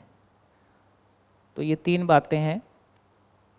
कभी मैंने बहुत और समझने के लिए आग्रह किया कि जैसे बोलने से समझ तो आता नहीं था ये क्या बोल रहे हैं, उनको आता होगा, पर अपने को तो कुछ ऐसा उतना नहीं छूता था जितना कहना चाहते थे। तो उन्होंने कभी एग्जाम्पल दिया कि उन्होंने देखो आदमी को, देखो आदमी के शरीर का स्ट्रक्चर कैसा है, वो पैर की तरफ से पतला है, छाती की तरफ से चौड़ा है, जबकि किसी भी चीज़ को स्टेबल होने के लिए उसका बेस बड़ा होना चाहिए, ऊपर छोटा होना चाहिए। मानव का शरीर ऐसा होने के बाद भी हमारी स्टेबिलिटी में कोई दिक्कत नहीं। तो विकिरणीय बल जो है, इकाइयों की धरती की परस्परता में संतुलन के अर्थ में काम करता है ना। वो किसी और बेहतर अपनी स्थिति में, किसी अवधारणाओं की स्थितियों में उसका और हमको बेहतर पता चलेगा, है ना। लेकिन ऐसा, लेकिन इससे मेरा ध्यान एक तरफ और गया। कितने लोगों को ये विकिरणीय प्रभाव समझ में आ गया? मैं फिर से रिपीट कर देता हूँ। पूरे ब्रह्मांड में हर धरती का अपना एक विकिरणीय प्रभाव है, कि हर धरती में जितनी भी विकिरणीय राशि है, रेडियो एक्टिव मटेरियल है, उसका प्रभाव क्षण के धरती की सतह तक आता है, जो किसी भी धरती के विकास में सहायक है। इसी रेडियो एक्टिव मटेरियल को हमने बाहर निकाल लिया और हमने क्या लगा दिया? न्यूक्लियर पावर प्लांट लगा दिया। लेकिन न्यूक्लियर पावर प्लांट में उस रेडियो एक्टिव मटेरियल को हैंडल कर पाना, कभी मैंने कहीं पढ़ा था कि लगभग 2500 साल तक उसमें रेडियो एक्टिव एमिशन होता है। हमारे पास जितने वेसल हैं वो लगभग 250 साल की एज के। तो फाइनली इन सबको हैंडल करना बहुत मुश्किल है, इसलिए बहुत सारे कंट्रीज इस कंक्लूजन पे आ गए कि ये न्यूक्लियर पावर प्लांट ठीक नहीं है, ये मानवता के लिए उचित नहीं है। आदरणीय बाबा जी इस बात को बोला करते थे कि कोयला, पेट्रोल और न्यूक्लियर, ये रेडियो एक्टिव मटेरियल, ये मानव के इस्तेमाल, ओपन माइनिंग को छोड़कर, कोयला कहीं कहीं ओपन माइनिंग में उपलब्ध है। ओपन माइन मानव का, जो डीप डाउन धरती के नीचे है, चाहे फिर वो कोयला है, चाहे वो पेट्रोलियम है, चाहे वो रेडियो एक्टिव मटेरियल है, ये धरती के स्वस्थ बने रहने के अर्थ में है, ये मानव के यूज़ के लिए नहीं है। यदि हमको सहअस्तित्वपूर्वक धरती की व्यवस्था का अध्ययन होगा तो जिस तरह से मानव का शरीर कितने भी टेम्परेचर में एक निश्चित टेम्परेचर पे ही बना रहता है, बाहर +50 हो कि -50 हो, हमारे शरीर का तापमान 98.4 है ना, 4 रहता है। उससे कम ज़्यादा होने को हम बुखार आ गया बोलते हैं, बीमार हो गए बोलते हैं। वही तरह की वही बात, हम धरती का टेम्परेचर भी हमेशा सेम रहता है। इसलिए जब ठंडी में रहते हैं तो नीचे का पानी हमको गर्म जैसा लगता है, क्योंकि बाहर का वातावरण ठंडा हो गया। धरती का टेम्परेचर तो हमेशा उतना ही रहता है। तो धरती का तापमान बना रहे, इसके लिए उसके लिए वो कुछ ज़रूरी चीज़ें हैं जिनको हम इस्तेमाल करते हैं। बढ़िया। तो किरण और विकिरण 2 शब्द मानव व्यवहार दर्शन में आएंगे। किरण का मतलब है जो सतह का प्रभाव है, वो किरण है। विकिरण मतलब जो केंद्र का प्रभाव है, विकिरण है। इसी को कॉस्मिक रेज या ब्रह्मांडीय किरणें बोलते हैं। तो पूरे एग्जिस्टेंस में एक कांस्टेंट प्रभाव ब्रह्मांडीय किरणों के रूप में पड़ा रहता है।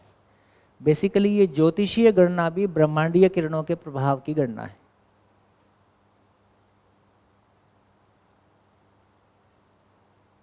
ये ब्रह्मांडीय किरणों के प्रभाव की गणना है ना। क्या हो गया? वही कि मैंने क्या बोला, सेल्सियस बोला है? हाँ, इसलिए मैंने 4 नहीं बोला, क्योंकि मेरे को कभी 4 लगता है, कभी 6 लगता है।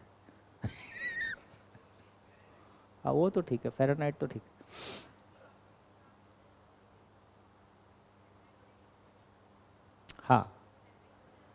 हाँ, जो रेडियो एक्टिव मटेरियल है उसका एक टाइम जब हम 11th-12th में पढ़ते थे तो उसको क्या बोलते थे, मेरे को याद नहीं है, हाफ लाइफ है ना।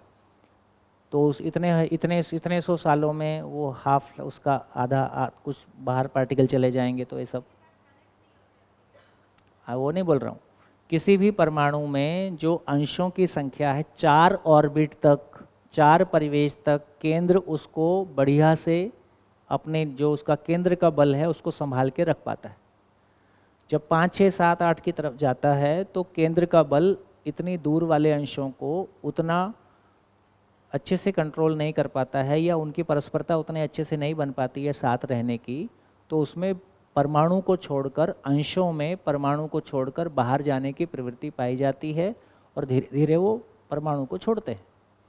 ऐसा ना छोड़ें, इसके लिए परमाणु अपनी गति को, अपनी ऑर्बिटल गति को बदलता है, जिसके कारण ध्वनि, ताप, विद्युत रूपी प्रभाव जो बहिर्गत हो रहा था वो केंद्र की ओर नियोजित होना शुरू होता है।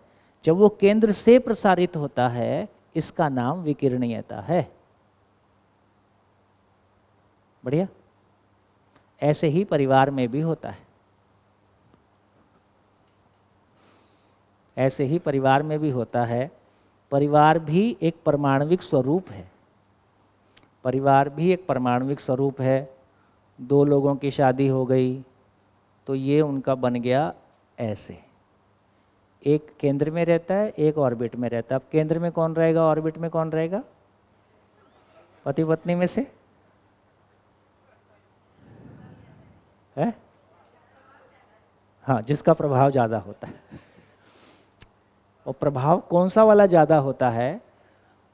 तो बेसिकली जो समझदार है वो केंद्र में रहे। कोई किसी समय एक समझदारी की बात करता है, किसी समय दूसरा समझदारी की बात करता है। जब एक समझदारी की बात करता है, दूसरा उसको सुन लेता है, ये ठीक बात कर रहा है ना। तो खैर, ये तो एक बात हो गई। लेकिन जैसे ही इनके बच्चे आते हैं तो बच्चे केंद्र में आ जाते हैं, माँ बाप परिवेश में आ जाते हैं। उनकी शादी हो गई, उनके बच्चे आ गए तो माँ बाप दादा दादी बन गए, माता पिता इधर आ गए, बच्चे इधर आ गए, अब उनके पोतों की भी शादी हो गई, तो दादा दादी परदादा बन गए, और ये दादा दादी हो गए, ये माँ बाप हो गए, ये बच्चे हो गए। जब इनके बच्चों की शादी आती है तब तक इनमें से ये टेंजेंट हो जाते हैं।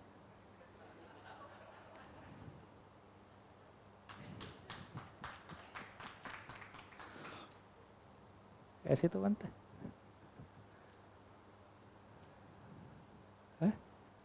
नहीं समझ में आया? आया?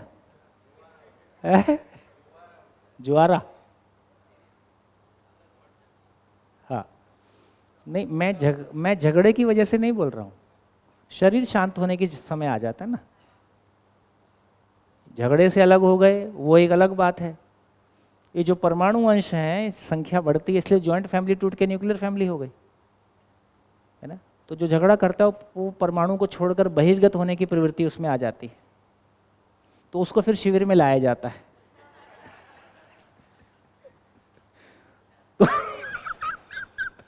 तो जो केंद्र से, जो परिवेश से प्रभाव बहिर्गत हो रहा था, जैसे जैसे मनवृत्ति चित्त बुद्धि को समझता है, अब वो आत्मा के प्रभाव में जीता है, तो ठीक रहता है, परमाणु ठीक हो जाता है।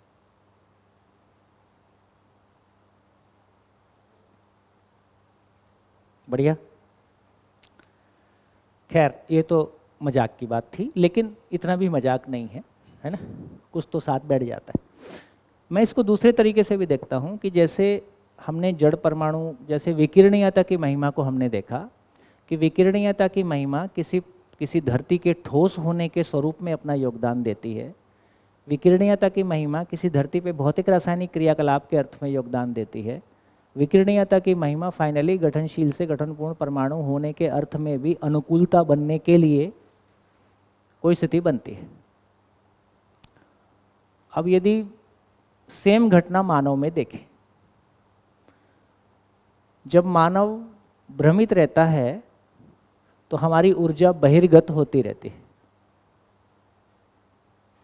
ऊर्जा का बहिर्गमन ही ह्रास है, ऊर्जा का अंतर्नियोजन ही विकास है। ऊर्जा का बहिर्गमन का मतलब है शरीर सापेक्ष विधि से सुखी होने के लिए जो हम रूप बल धन पद और इंद्रियों का संयोग बनाते हैं, ये सारा ऊर्जा का निरंतर सुख पाने के अर्थ में ये ऊर्जा का बहिर्गमन है। क्या उससे सुखी हो पाएंगे? परिवार में संबंध खराब होते हैं, है ना। अभी वो ओपन मैरिज की बात करते हैं। ओपन मैरिज का मतलब है कि दो लोग शादीशुदा रहते हुए अपनी स्वतंत्रता को बनाए रखते हैं और वो दूसरों के साथ भी एक्स्ट्रा मैरिटल अफेयर कर सकते हैं और एक दूसरे की जानकारी में ही करते हैं, सहमति से करते हैं। शुरू में तो ठीक लगता है, जिस दिन आपको लगता है कि सामने वाला बंदा पूरा ही किसी और के पास चला गया, तब आपको दिक्कत होना शुरू होती है। तो हमारी वैचारिक स्वतंत्रता वहीं तक है जहाँ तक हमारी मौज बनी रहे।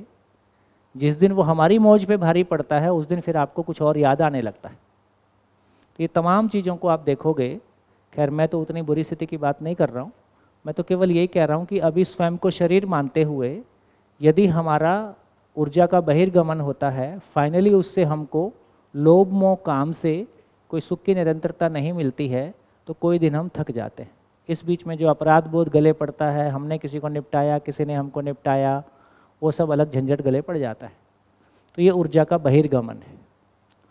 कोई दिन हम ऊर्जा के बहिर्गमन से थक जाते हैं, शरीर भी थक जाता है, मन भी थक जाता है। फिर क्या करते हैं? फिर शिविर में आते हैं। शिविर में आके क्या होता है? शिविर में आते हैं तो सारी ऊर्जा, आशा विचार इच्छा रूपी कल्पनाशीलता जो बाहर की ओर गमन कर रही थी, वो सारी समझने के लिए नियोजित होना शुरू होती। जो सारी ऊर्जा, जो मन बाहर की तरफ झुका हुआ था, शरीर की तरफ झुका हुआ था, वो मन न्याय धर्म सत्य के अर्थ में तो मन वृत्ति में समर्पित होता है, न्याय धर्म सत्य को सुनने के लिए तैयार होता है। न्याय धर्म सत्य को जैसे जैसे हम विश्लेषित करते हैं तो न्याय धर्म सत्य पूर्वक जिया जा सकता है, जीने की तीव्र इच्छा पैदा होती है।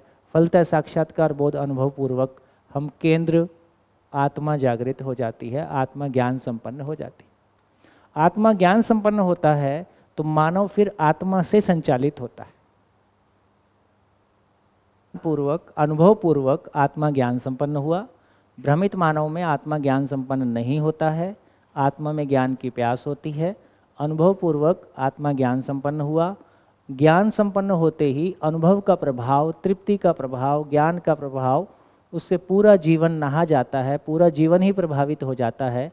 अब आत्मा के प्रभाव में बुद्धि, बुद्धि के प्रभाव में चित्त, के प्रभाव में वृत्ति, के प्रभाव में मन, के प्रभाव में शरीर काम करता है, और यही मानव सहज पूर्णता का प्रवर्तन है, पूर्णता की अभिव्यक्ति है। अब ये आत्मा से व्यक्त हुआ। आत्मा से व्यक्त होते ही क्या हो गया? आत्मा से व्यक्त होते ही क्या हो गया? अपने आप में ठोस हो गया। इसी को बोला अजय। अमरत्व जो है अवधारणा के लेवल पे आ जाता है, अजयत्व जो है आत्मा के लेवल पे आता है। फाइनली ये तो अजय हो जाना है। अजय होने का मतलब है अब इसमें हारने का कभी झंझट ही खत्म हो गया, कम ज़्यादा होने का, स्वमूल्यांकन अपनी पूर्णता को पा गया, स्वमूल्यांकन हो पाया, स्वस्वरूप का दर्शन हो पाया, है ना। उस तृप्ति की निरंतरता, सुख सागर उपलब्ध हो गया, तो पूरा जीवन उस प्रभाव से नहा गया। तो ये है हो गया, है ना। तो ये अपने आप में अब ठोस रहेगा कि पोलापन रहेगा? अभी हमारे भीतर पोलापन रहता है। कोई चीज़ को समझने में कमी है, किसी भाव विचार में कमी है, किसी आचरण में कमी है, बाहर कुछ हो रहा है जिस पे हमारा नियंत्रण नहीं है, तो ऐसा बहुत सारा पोलापन हमारे साथ अभी चलता है। फिर रासायनिक क्रिया के रूप में क्या हो रहा है? एक जीवन अनुभव संपन्न होने से स्वयं में ठोस हो गया, एक जीवन अनुभव संपन्न होने से अब दूसरे मानव के साथ में संबंध सही अर्थों में पहचान में आया। तो दूसरे मानव के साथ जो केमिस्ट्री बैठना है, जो ह्यूमन केमिस्ट्री है, ये सही अर्थों में बैठना शुरू होती है, क्योंकि उस मानव में भी उसी तृप्ति की तलाश है जो आप पा चुके हैं। उसको ये भरोसा होता है जो मैं पाना चाहता हूँ वो इसके पास उपलब्ध है। दोनों की परस्परता, दोनों की केमिस्ट्री बैठ जाती है। हमारे वो संबंध जिसको हमने पति पत्नी संबंध माना है, जिसको हमने माँ बच्चे का संबंध तो सबसे गहरा है, लेकिन पिछली बार आपका कौन बच्चा था कि आपको कहाँ पता। तो शायद इससे भी गहरा संबंध है गुरु शिष्य का संबंध। शिष्य तो गुरु को क्या पहचानेगा, उसकी योग्यता अभी नहीं है, लेकिन सक्षम गुरु शिष्य को शरीर यात्राओं की लंबाई में भी पहचानता है। इसलिए इस रिश्ते की इतनी कीमत है, इसलिए यह अद्भुत रिश्ता है। शरीर यात्राओं की लंबाई का मतलब है यदि सक्षम गुरु ने आपको स्वीकार लिया किन्हीं भी कारणों से, है ना, उनके साथ आप मतलब भागीदार हो गए, उन्होंने आपको अपनी जिम्मेदारी के रूप में स्वीकार लिया, शिष्य के रूप में स्वीकार लिया, तो आप कब शरीर यात्रा कर रहे हैं, आपको तो हो गई एक शरीर यात्रा, दूसरी, उसको पता रहता है कि वो किधर चल रहा है और वो उसका ख्याल रखता है और उसको पूर्णता की ओर गति देता है, क्योंकि उसको पता है कि उसका कहना आपको स्वीकार है और कोई मतलब नहीं। इसलिए गुरु के प्रति समर्पण का, गुरु के प्रति आज्ञा पालन का इतना सारा महत्व परंपरा में कहा गया है। उसका मतलब अब गुरु सक्षम हो तब ना, इसमें गुरु के सक्षम होने की बात है। गुरु सक्षम नहीं हो तो वैसा नहीं होता है जी। तो ये मानव मानव के बीच में जो संबंध की, मानव मानव के बीच में जो संबंध की स्थिति है, ये स्थिर होने लगती है ना। और सही अर्थों में दूसरे व्यक्ति का भी जो क्रियापूर्ण होना है उसके लिए आधार बनने लगता है। तो मेरे को विकिरणीयता का जो महत्व जड़ संसार में लगता है, वैसा ही अनुभव संपन्न होने का प्रभाव मानव परंपरा, क्योंकि वो भी केंद्र से प्रसारित प्रभाव है। तो केंद्र से जो प्रसारित प्रभाव है वो जड़ संसार में विकिरणीयता है। जागृति के बाद वो आत्मा से व्यक्त प्रभाव जागृति के रूप में है, ज्ञान के स्वरूप में है, तृप्ति की स्वरूप में। बढ़िया। परमाणु कैसा है? अब आपको बाकी चर्चा अच्छी नहीं लगेगी यार, परमाणु पे बात करो, बाकी क्या छिलके उतारना, कोर यही है ना। संबंधों को लेके जितनी बात हम कर रहे हैं वो मूल में एक जीवन परमाणु दूसरे जीवन परमाणु के साथ में सशरीर इंटरैक्ट कर रहा है। अब इंटरैक्ट तो जीवन ही करता है, मैं जीवन के रूप में मेरी स्थिति क्या है वो पता नहीं है। हर व्यक्ति दूसरे से दिव्य मानव के आचरण की अपेक्षा करता है।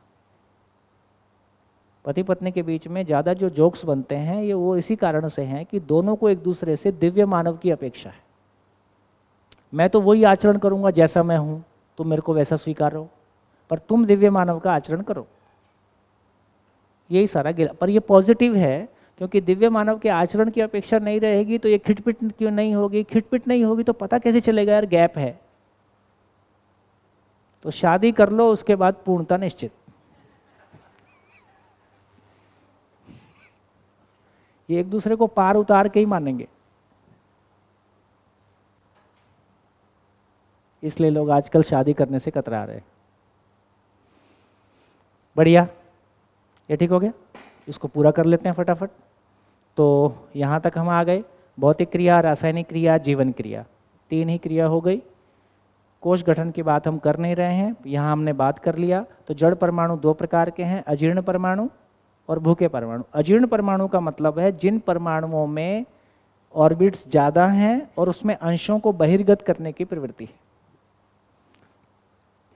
अभी इतना, बाकी और धीरे धीरे।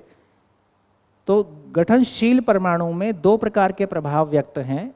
जो भूखे परमाणु हैं उसमें ध्वनि ताप विद्युत के रूप में प्रभाव व्यक्त होता है। जो अजीर्ण परमाणु हैं उसमें विकिरणीयता के अर्थ में होता है। और वही प्रभाव जीवन में गठनपूर्ण परमाणु में आशा के रूप में होता है। वही प्रभाव भ्रमित मानव में कल्पनाशीलता के रूप में होता है। फाइनली वही प्रभाव ज्ञान स्वरूप में जागृत मानव में व्यक्त होता है। अभिव्यक्ति कैसी है? पदार्थ अवस्था ये इस पे समझने की बात है। ये पूरा दर्शन मानव केंद्रित अस्तित्व मूलक दर्शन है। तो मानव के जीने के अर्थ में अध्ययन है। तो मानव पदार्थ अवस्था के साथ जिएगा तो रूप प्रधान विधि से जिएगा। पदार्थ अवस्था में भी रूप गुण स्वभाव धर्म चारों होता है। लेकिन मानव यदि पदार्थ के साथ जिएगा तो कुर्सी आदमी बैठेगा तो आदमी के बैठने के हिसाब से कुर्सी का शेप होगा, ग्लास का शेप होगा, सब चीज़ का शेप लगभग फिर वैसा। यदि हम पेड़ पौधों के साथ जीते हैं तो गुण प्रधान विधि से जीते हैं।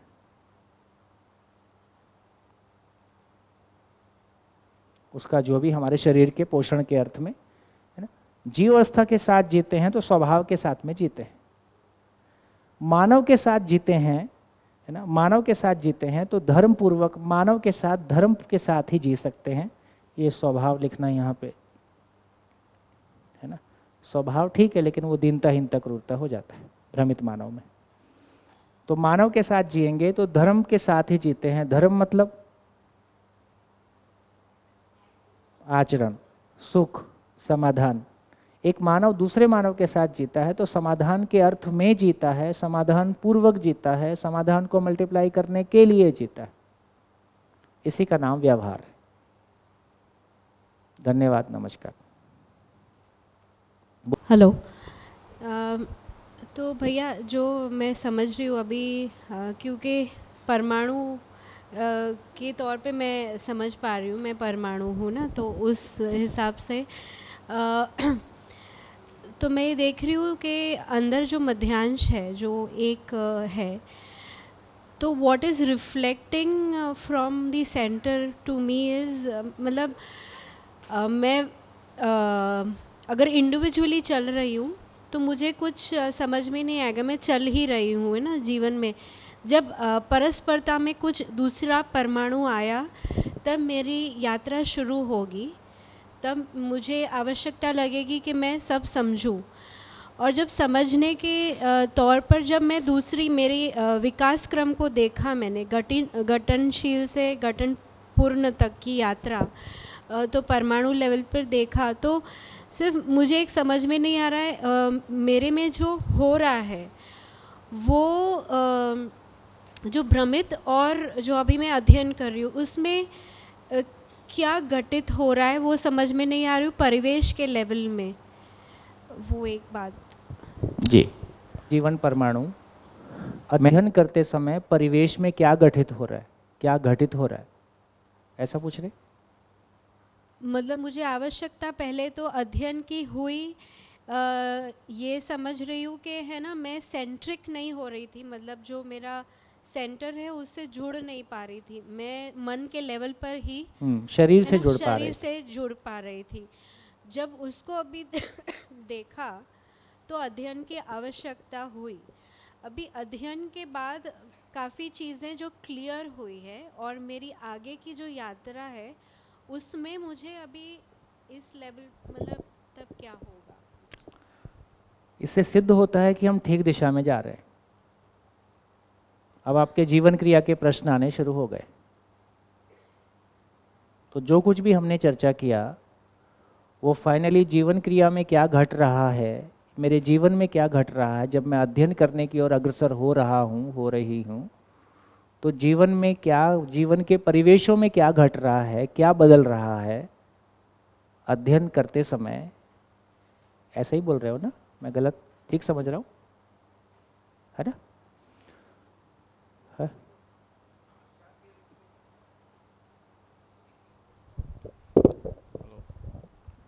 वो अल्प कल्पनाशीलता तो है ही नहीं,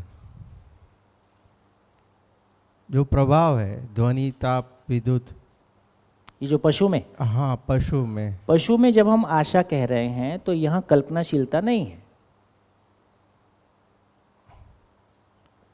कल्पनाशीलता का मतलब है कि आप अपने तरीके से, आप इच्छा पूर्वक चल सकते हो, आप अपने तरीके से कोई डिज़ाइन बना सकते हो, उसको एग्जीक्यूट कर सकते हो।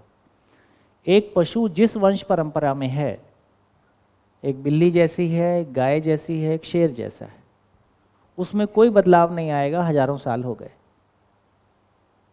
शेर मर जाएगा, घास नहीं खाएगा, गाय मर जाएगी, मांस नहीं खाएगी, फिक्स स्ट्रक्चर में। तो ये इसमें कल्पनाशीलता, लेकिन आंशिक रूप से विचार थोड़ा सा रहता है। अच्छा। बहुत आंशिक रूप से। तो इसलिए बोल रहे हैं कि यहाँ पे लगभग 2-2.5 क्रिया ही व्यक्त हो रहा है, यहाँ पे लगभग 4.5 क्रिया व्यक्त हो रहा है, यहाँ पे 10 क्रिया व्यक्त हो रहा है। यही परिवेशीय विकास है, परिवेशों का व्यक्त होना। परिवेश मतलब मन, वृत्ति, चित्त, बुद्धि। जीवन परमाणु में जो अंतिम परिवेश है उसका नाम मन है, उसका पहले वाला परिवेश वृत्ति है, उसके पहले वाला परिवेश चित्त है, उसके पहले वाला परिवेश बुद्धि है, और केंद्र आत्मा है। अभी हमारा शरीर, मन केवल शरीर के साथ में तदाकार होता है, इसको परावर्तन, है ना, परावर्तन बोल रहे हैं, केवल परावर्तन हो रहा है। प्रत्यावर्तन होना समझ है, केवल बहिर्गत हो रहा है, समझने का काम नहीं हो रहा है। मैं क्यों आया हूँ, मैं क्यों जी रहा हूँ, मैं कौन हूँ और मैं क्यों जी रहा हूँ, दोनों ही पता नहीं। जब तक मैं कौन हूँ ये पता चला नहीं तो उसकी ज़रूरत क्या है ये पता चलेगी ना। शरीर है ये पता चला तो पानी इसकी ज़रूरत है।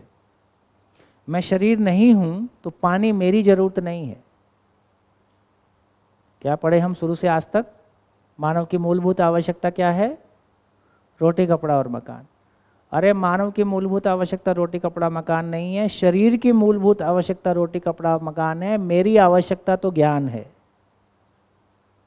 और कितनी बढ़िया बात है कि 2 साल के बच्चे को पता है कि रोटी, कपड़ा, मकान मेरी छोटी आवश्यकता है। 2 साल का बच्चा ज़्यादा समय खाना मांगता है कि ज़्यादा समय 3 साल का बच्चा क्वेश्चन पूछता है। वो क्वेश्चन पूछने से कौन से उसके खाने की आवश्यकता पूरी हुई है, कौन से उसके शरीर की आवश्यकता पूरी हुई है? 3 साल के बच्चे को कैसे पता है कि ज्ञान मेरी आवश्यकता है? वो तो लगातार क्वेश्चन पूछता है। इनबिल्ट है। इनबिल्ट क्या है? जीवन है। जीवन का एक्सप्रेशन व्यक्त हो रहा है।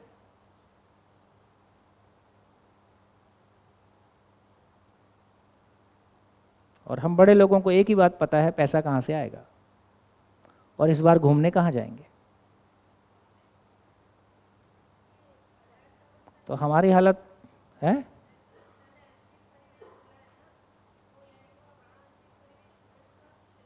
किसमें? पदार्थ अवस्था की बात करेंगे तो परमाणु हुआ, वहाँ अंतिम परिवेश का मन वन से कोई मतलब नहीं है। मन की बात जीवन परमाणु में कर रहे हैं। जब भी मन, वृत्ति, चित्त, बुद्धि की बात करेंगे वो जीवन में, जीवन परमाणु में करेंगे कि जड़ परमाणु में करेंगे? वहाँ वो परिवेश भौतिक रासायनिक क्रियाकलाप में भाग लेता है। पदार्थ अवस्था में अंतिम परिवेश भौतिक क्रिया में भाग लेता है, रासायनिक क्रियाकलाप में अंतिम और अंतिम के पहले वाला दोनों मिलके रासायनिक क्रियाकलाप में भाग लेते हैं, इतनी बात। उससे अधिक का परिवेश यदि एक्टिव हो गया तो उसका कंपनात्मक गति इतना बढ़ जाता है कि गठनशील परमाणु चैतन्य हो जाता है।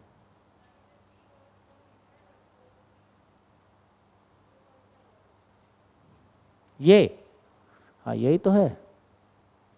432 का मतलब है, इसका मतलब है कि ये मान लीजिए 1 2 3 4, 4 3 2 1 केंद्र। तो जड़ में केवल अंतिम परिवेश भाग ले रहा है, रासायनिक क्रियाकलाप में अंतिम और अंतिम के पहले वाला भाग ले रहा है। सहअस्तित्व के प्रभाव से, नित्य प्रभाव जो कह रहे हैं, उसके कारण ये दूसरा परिवेश भी एक्टिव हुआ। इसके एक्टिव होते ही कंपनात्मक गति का इतना बढ़ जाना कि वो गठन पूर्ण प्रभाव।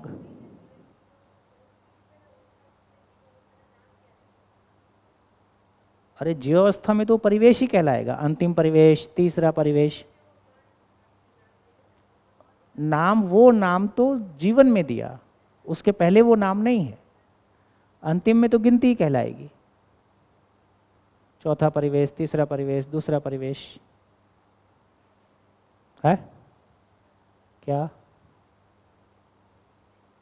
क्या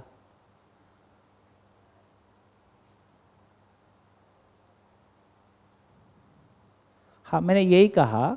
देखिए, ये बात सबसे बड़ा जो दर्शन में जो महत्वपूर्ण बात हो रही है कि हर चीज को हम उंगली रख के कह पाए, देखो इसकी बात कर रहे हैं।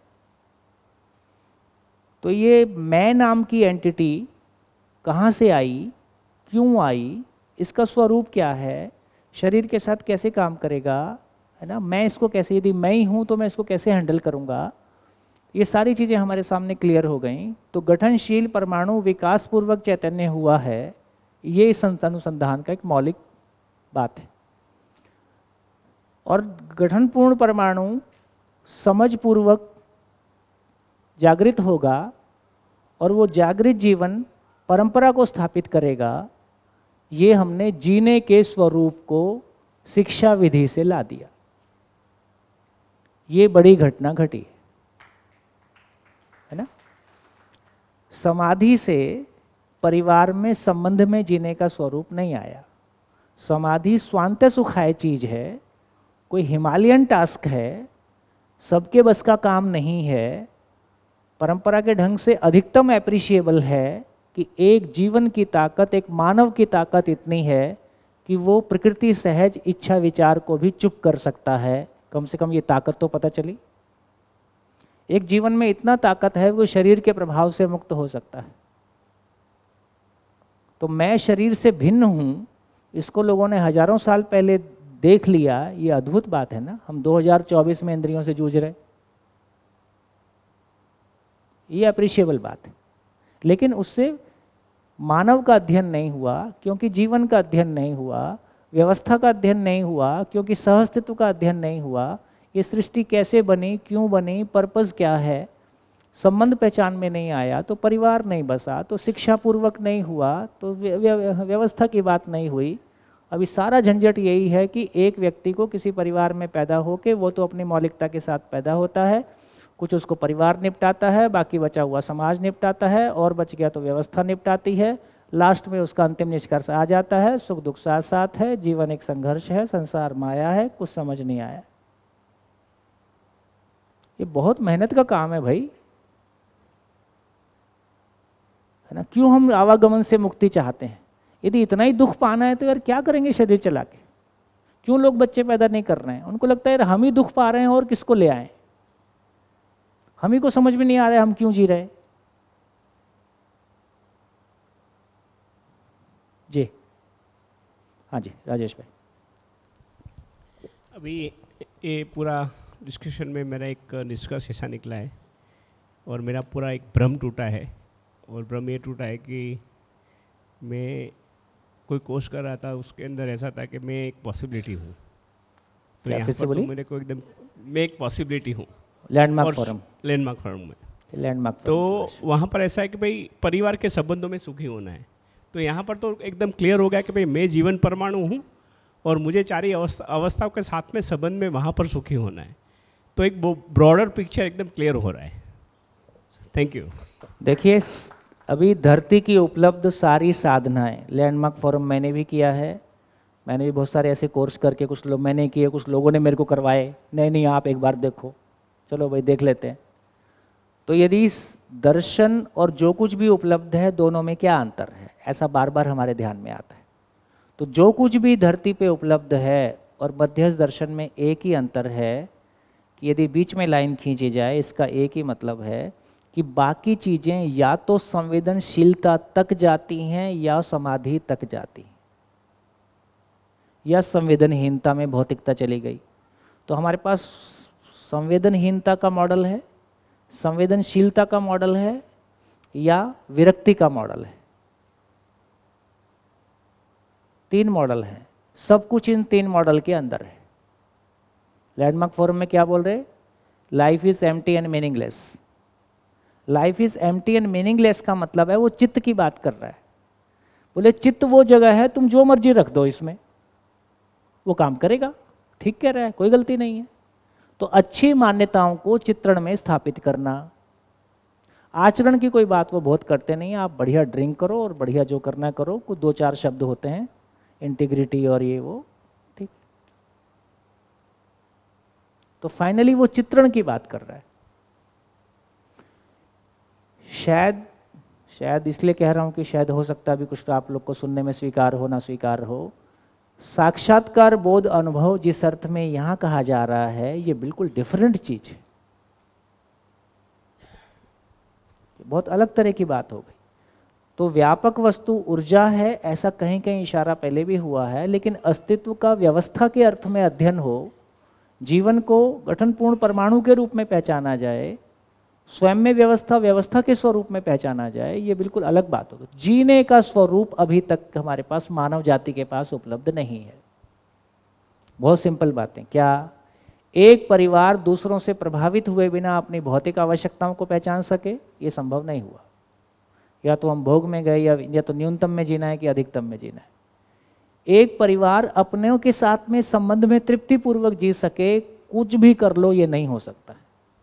ये अनुभव से कम में नहीं हो रहा है। मैं मजाक नहीं, मैं सीरियसली इस बात को कहना चाहता हूँ। सही अर्थों में पति पत्नी का रिश्ता ऐसा है, यदि भाई से नहीं बनती दूरी बना सकते हैं, बच्चों से नहीं बनती दूरी बना सकते हैं, पति पत्नी के बीच में दूरी बनाना भी झेलना है। वहाँ जीना ही कंपल्शन है, जियो या तो झेलो, बीच की गुंजाइश नहीं है, या बीच में थोड़ा सा मैनेज कर लो। इसलिए अब जब हम इस मोड़ पे आ गए, तो जिंदगी के पर्पस के बिना शादी सफल नहीं होगी।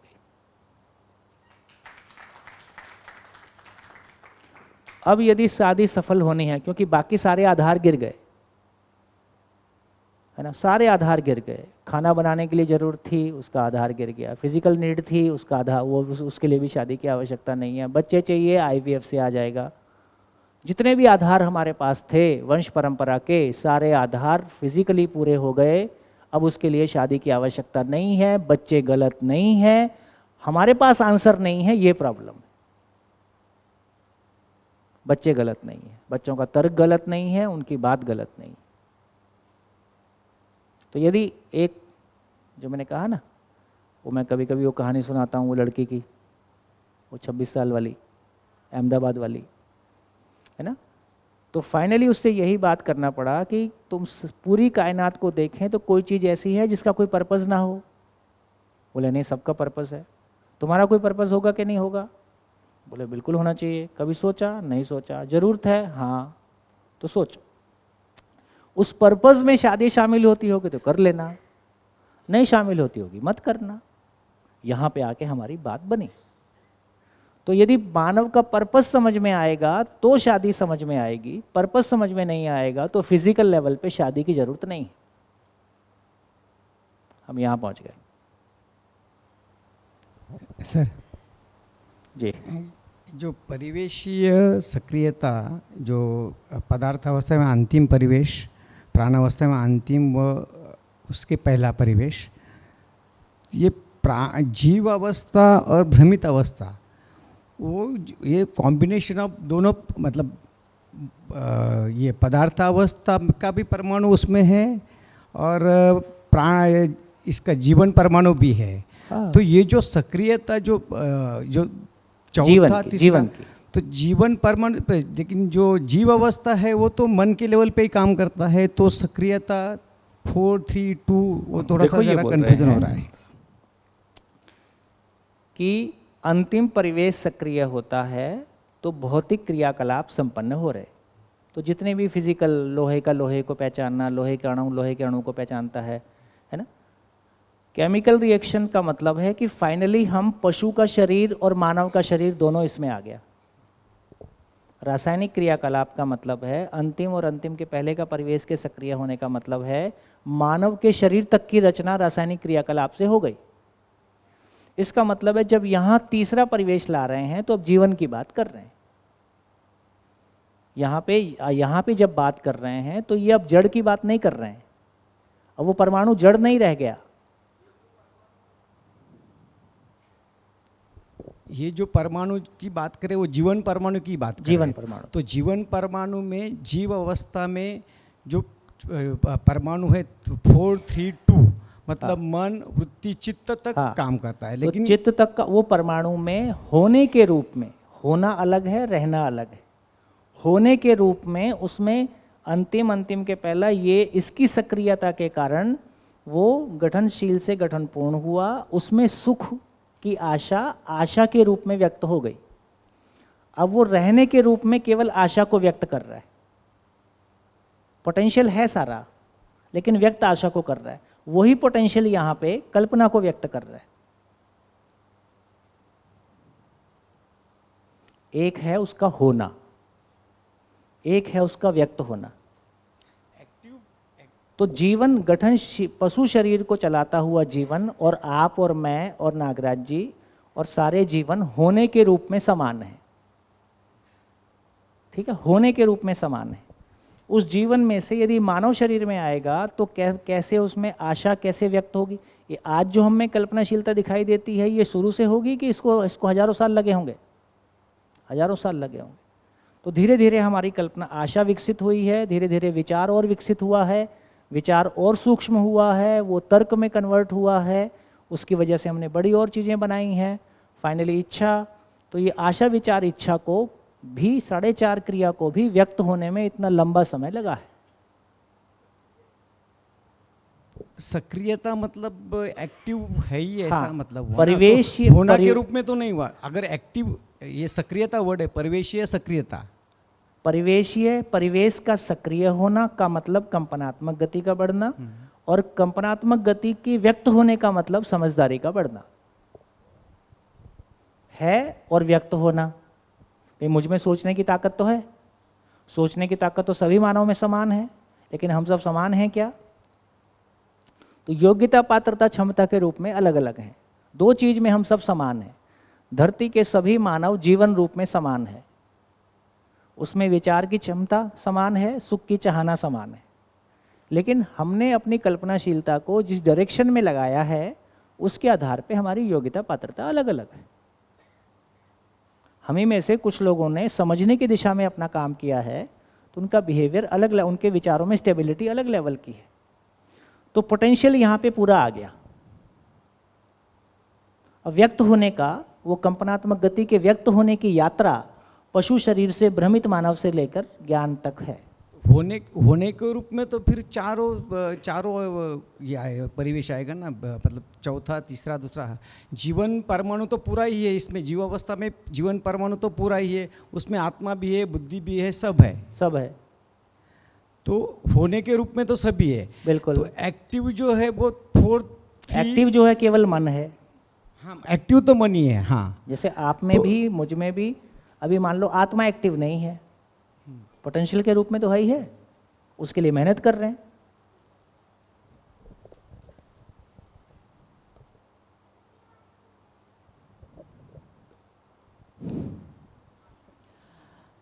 सर, हम ये गति की बात करते हैं, वर्तुलात्मक गति, कल्पनात्मक गति जो भी गति है, तो इस गति का कुछ मेजरमेंट है, यूनिट है उसका? अक्षय,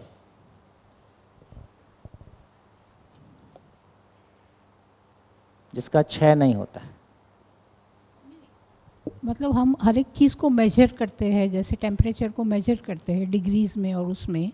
ये तो जड़ संसार का तर्क है आपका। शरीर से आगे उठो, जीवन की ओर चलो। इसलिए वो प्रभाव है, मेजरमेंट भौतिक चीज का होगा। जो अक्षय प्रभाव है उसमें मीटर कैसे लगाओगे? इसलिए कोई भी भौतिक गणना के बाहर, खत्म। वो ज्ञान गोचर है, दृष्टि गोचर नहीं है। भले दृष्टिगोचर ना हो, मगर फिर जब हम भी- कहते हैं कि कंपनात्मक गति बढ़ती है, तो गति बढ़ती है मतलब कुछ मेजरमेंट, मतलब कुछ तो ऐसे बढ़ा ना, जैसे ऐसे- कहा कि ये असीम है, अब इसमें कौन सा फीता लगाओगे? लगा लो। अनंत है, कौन सी गिनती लगाओगे? तो कैसे पता चलता है कि ये गति बढ़ी करके ऐसे? जीवन समझ में आने से। यही शरीर मानने के लक्षण है।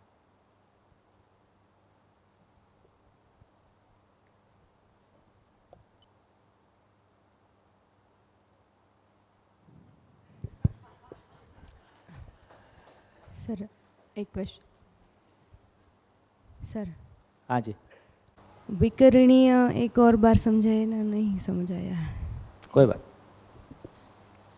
हाँ जी, देखिए ये बोला कि हर इकाई अपने प्रभाव क्षेत्र सहित है।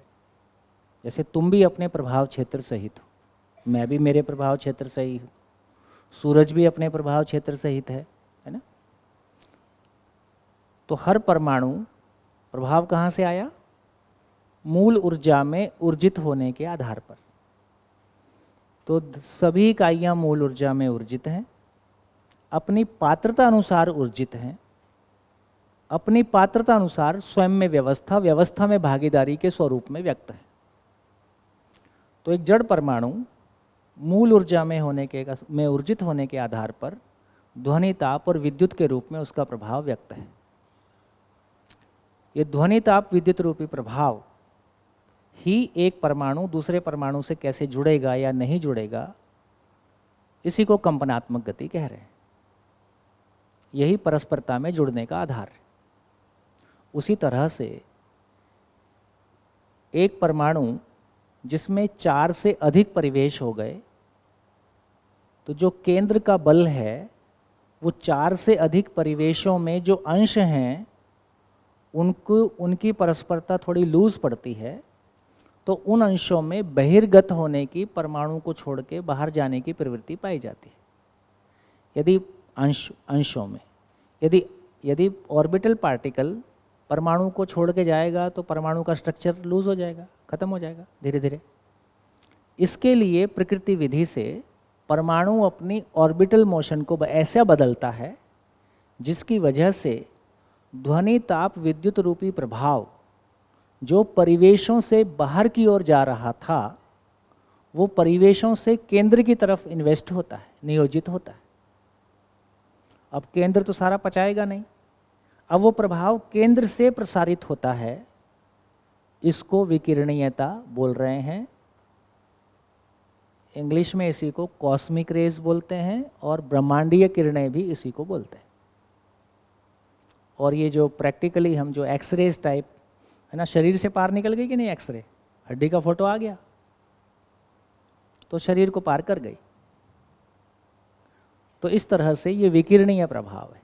धरती के भीतर का विकिरणीय, हर धरती के भीतर एक विकिरणीय मटेरियल, एक तरह का मटेरियल है जिसको हम यूरेनियम टाइप चीज़ें बोल रहे हैं। वो धरती के विकास के लिए धरती की आवश्यकता है। किस अर्थ में है? किसी धरती के ठोस होने के अर्थ में, किसी धरती पे रासायनिक क्रियाकलाप के अर्थ में, किसी धरती पे गठनशील परमाणुओं के गठनपूर्ण परमाणु होने के अर्थ में सूचनाएं रखी जाएं, धीरे धीरे प्रोसेस किया जाए। लेकिन उसी रेडियो एक्टिव मटेरियल को जब हम धरती से बाहर निकाल के यूज़ कर रहे हैं तो उसका जो प्रभाव फिल्टर होके ऊपर आ रहा था वो डायरेक्ट उपलब्ध हो गया। वो प्रभाव मानव के लिए नहीं है, वो प्रभाव मानव के लिए घातक है। तो इसको विकिरणीय प्रभाव बोल रहे हैं। तो जो केंद्र से प्रसारित प्रभाव है परमाणु में, ये विकिरणीय प्रभाव है, रेडियो एक्टिव। इसको मैं मतलब अपने साथ कनेक्ट नहीं कर पा रही हूँ।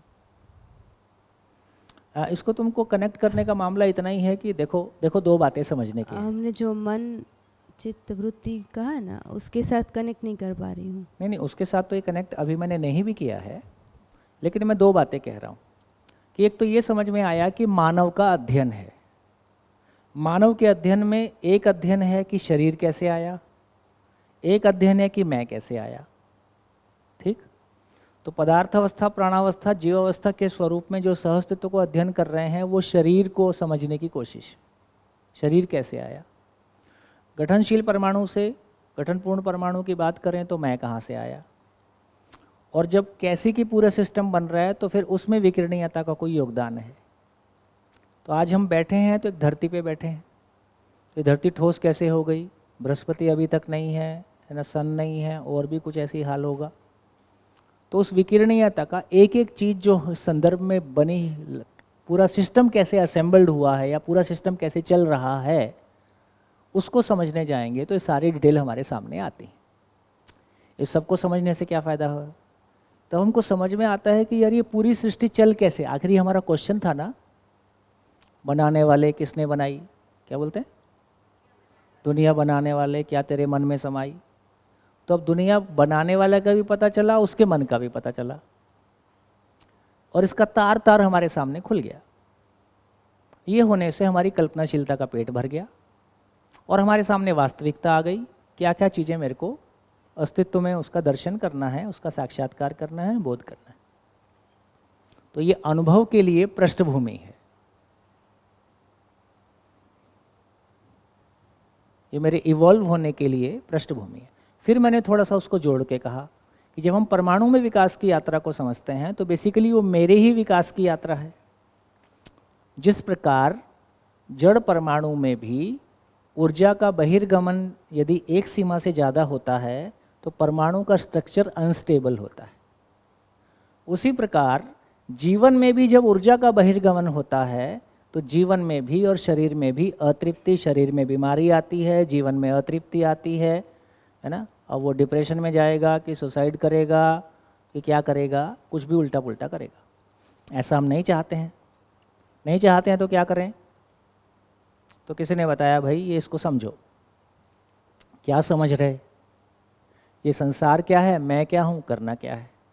तो जो ऊर्जा मेरी कल्पनाशीलता जो शरीर से सुख पाने के लिए दौड़ रही थी, वो ऊर्जा यहाँ बैठ के समझने के लिए दौड़ती है। मन कहाँ लगा रहता है, समझने में लगा हुआ है। आज चौथा दिन है, तो पहले दिन की तुलना में लगातार हमारा कंसंट्रेशन बढ़ रहा है कि घट रहा है, हमारा मन शांत हो रहा है कि अशांत हो रहा है, जबकि हम और कोई चीज़ में मन नहीं लगा रहे हैं। इतने घंटे तो कभी स्कूल कॉलेज में नहीं पढ़े थे, जबकि जितनी बात वहाँ गहरी कर रहे थे उससे कहीं गहरी बात कर रहे हैं। क्लासरूम में कभी इतनी गहरी बातें नहीं हुई थी। इससे ये भी पता चला, कुछ लोग साइंस पढ़ेंगे, कुछ लोग आर्ट्स पढ़ेंगे, ये भी फंडामेंटली गलत है। जो एग्जिस्टेंस का फंडामेंटल है वो सभी के पास समान रूप से ही होना होगा, तो जिंदगी समझ में आएगी। तो मेरा जीवन परमाणु के रूप में स्वयं को पहचानने का मतलब है कि वो ऊर्जा अंतर्नियोजित होना शुरू हुआ। तो कल जब जीवन क्रिया पे या परसों जीवन क्रिया पे चर्चा करेंगे तो अब उस मैं को पूरा खोलेंगे कि ये मैं कैसे इवॉल्व होता है, और ये जो सारी सूचनाएं हमने पाई हैं ये कैसे वहाँ पे अलाइन होती हैं। अब ये भी ध्यान में आ गया कि जब जीवन में मध्यांश सक्रिय होता है, आत्मा सक्रिय होता है, तो जीवन में वो जगह है जहाँ पूर्ण तृप्ति है और तृप्ति की निरंतरता है। कुछ भी जानना शेष नहीं है, सब कुछ मेरे सामने खुल गया है। जहाँ कोई भय नहीं है, अभाव नहीं है, असुरक्षा नहीं है ना। सारा भाषा ही खत्म हो गया। चाहता हूँ कि नहीं ऐसी स्थिति मेरी हो जाए, ऐसी स्थिति को हम सब पाना चाहते हैं कि नहीं। तो उस स्थिति को पाने के लिए जो भी फाइन डिटेल हैं उसको इकट्ठा करके, और फाइनली आत्मा का प्रभाव है कि एक व्यक्ति हमेशा के लिए, जीवन हमेशा के लिए ठोस हो गया। अब इसमें पोलापन नहीं है, गैप नहीं है। अब ये दूसरों के साथ में जीने की योग्यता को पा गया, ह्यूमन केमिस्ट्री बैठ गई, और दूसरे मानव भी गठनपूर्ण से क्रियापूर्ण हो जाएं, उसकी संभावना सुनिश्चित हो गई। दर्शन में एक बढ़िया लाइन आती है, अपनी जागृति सुनिश्चित ना करना भी अपराध है। क्योंकि आपकी यात्रा के साथ कई की यात्रा रुकी हुई है। यदि आपकी यात्रा सुनिश्चित होती है, आज देखो पुलिस डिपार्टमेंट में जागृति हो रही है, जहाँ घोर अजागृति की जगह वो जो दूसरों की भी जागृति बंद कर दें, उनकी जागृति होने लगी है। कितनी अच्छी बात है, जबकि वहाँ टाइम है। यदि वो खाली समय का सदुपयोग सभी जगह में, किसी भी ऑफिस में सुबह का 1 घंटा आदमी की जागृति पे, बस 1 घंटा लगाने के बाद में सारे न्यूसेंस खत्म। कितना आसान काम एक्चुअली है। आप जो बोल रहे हो ना कि इतना आसान काम, हाँ, ये दर्शन आए ना इसलिए बोल सकते हैं। हाँ वरना बेटा, तो बिल्कुल ऐसा ही है। हाँ, यहाँ जितने लोग बैठे हैं ये सारे पापड़ बेल बेल के बैठे, मैंने भी बेले है ना। अब मैं कहता हूँ कि पापड़ तो पर्याप्त बेल लिए, अब सेक के खाने का टाइम आ गया। बहुत पापड़ बेले, अब बढ़िया तल तल के खाओ, क्योंकि उससे हमारी पात्रता बनी है। उस पात्रता से हमको ये समझ में आएगा। वही बात है। बहुत सारा पहले तो ये सोच में आ रहा था कि आत्मा है कि नहीं। हाँ, ये सिर्फ पुराणों ने बता दिया आत्मा है कि नहीं, ईश्वर है कि नहीं। हाँ, और कितने सारे क्वेश्चन ऐसे थे जो समझ में ही नहीं आ रहे थे, और ये जब दर्शन मिला तो ऐसे सब कुछ क्लियर हो गया ना। तो मतलब अभी दिख रहा है कि ये गोल है लाइफ का। तो इसके लिए एक अहोभाव प्रकट होता है। मतलब इस उम्र में अहोभाव प्रकट हो जाए। इस उम्र नहीं sir, I am 37 year old, तो ये कम नहीं है अभी। बिल्कुल बिल्कुल बिल्कुल बिल्कुल। आपको सुन के हम लोग को भी खुशी होती है ना। इस उम्र में कोई चीज़ पकड़ में आ जाए तो अपने पास आगे फिर एक लंबा समय। मुझे लग रहा है कम है समय। जी जी। हाँ, ये भ्रमित मानव में और जागृत मानव में जो वाइब्रेशन की फ्रीक्वेंसी है वो सेम नहीं रहती ना, बदल जाती। हाँ ठीक है। देखिए अभी भी आप देख लीजिए, सिंपल बात है ना। मन के लेवल पे जीते हुए व्यक्ति का प्रभाव की तुलना में विचार के लेवल पे जीते हुए व्यक्ति का प्रभाव। हम घर में लोगों को जीने के लिए तैयार नहीं कर रहे, और नक्सली दूसरे को मरने के लिए तैयार कर लेता है। उसकी ताकत है कि नहीं है।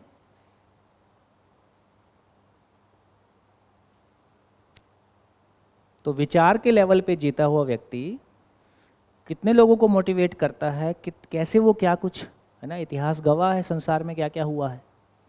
इच्छा के लेवल पे जीता हुआ व्यक्ति, तो इसका मतलब है कि उसका प्रभाव क्षेत्र बढ़ रहा है। बुद्धि के लेवल पे जीता हुआ व्यक्ति और आत्मा के लेवल पे जीता हुआ व्यक्ति असीम प्रभाव के साथ हो गया। और ये हमेशा हमें आपके साथ है। कोई पद मिला आज है कल नहीं है।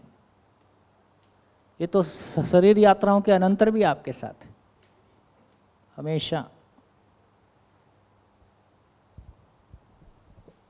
बोलिए सर, ये आप कहाँ से आते हो? मुंबई से। मुंबई से। मुंबई से कितने लोग हैं?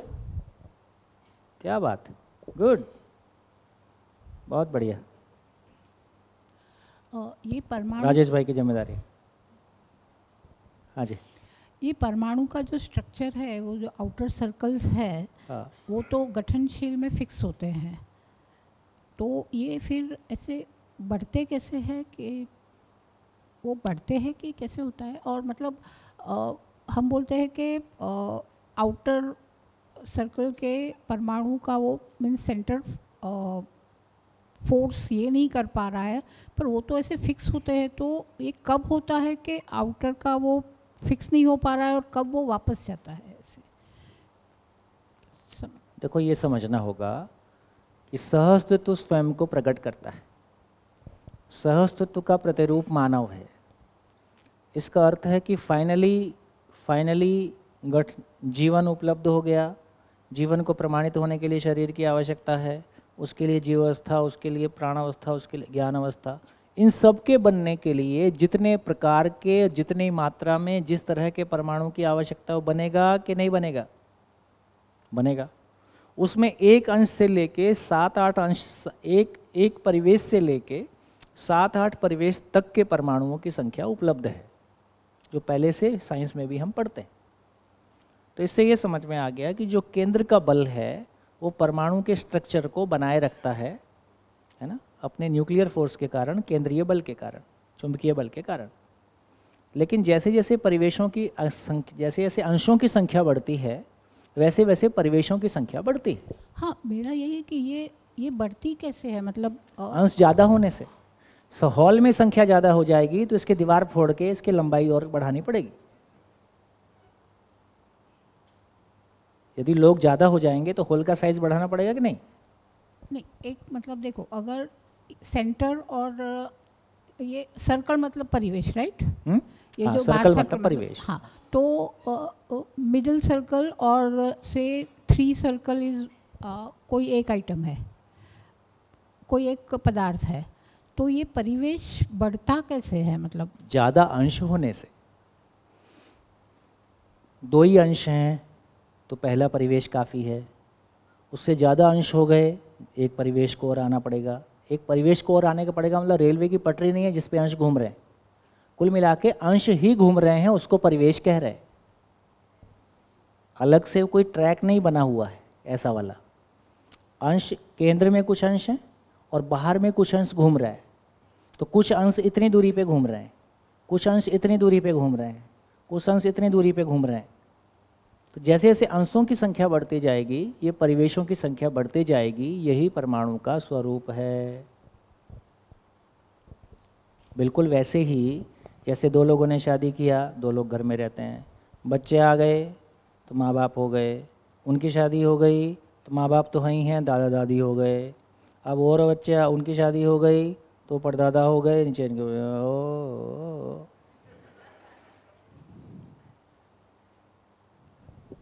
सर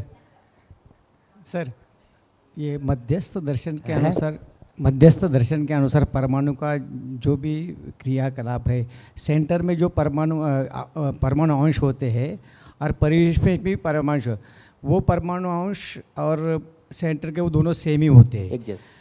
दूसरी बात है कि जो सेंटर के परमाणु अंश होते हैं वो कभी ऑर्बिट में भी, सर्कल में भी जाते हैं और वो सर्कल के भी अंश इसमें जाते हैं।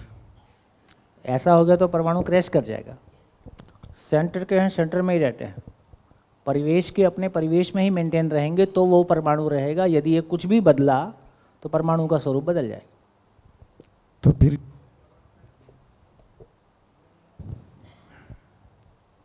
मैं तो कंक्लूजन ये लगा रहा था कि जीवन परमाणु में आत्मा सेंटर में वो एक ही अंश है, एक ही रहेगा। तो अगर वो बाहर आगे पीछे नहीं होगा तो वो सेंटर में एक ही। आप ऐसा कल्पना कर सकते हो, ऐसा होता नहीं। आप अव्यवस्था की कल्पना कर सकते हो। यही भ्रमित मानव में आशा विचार इच्छा की अस्पष्ट गति।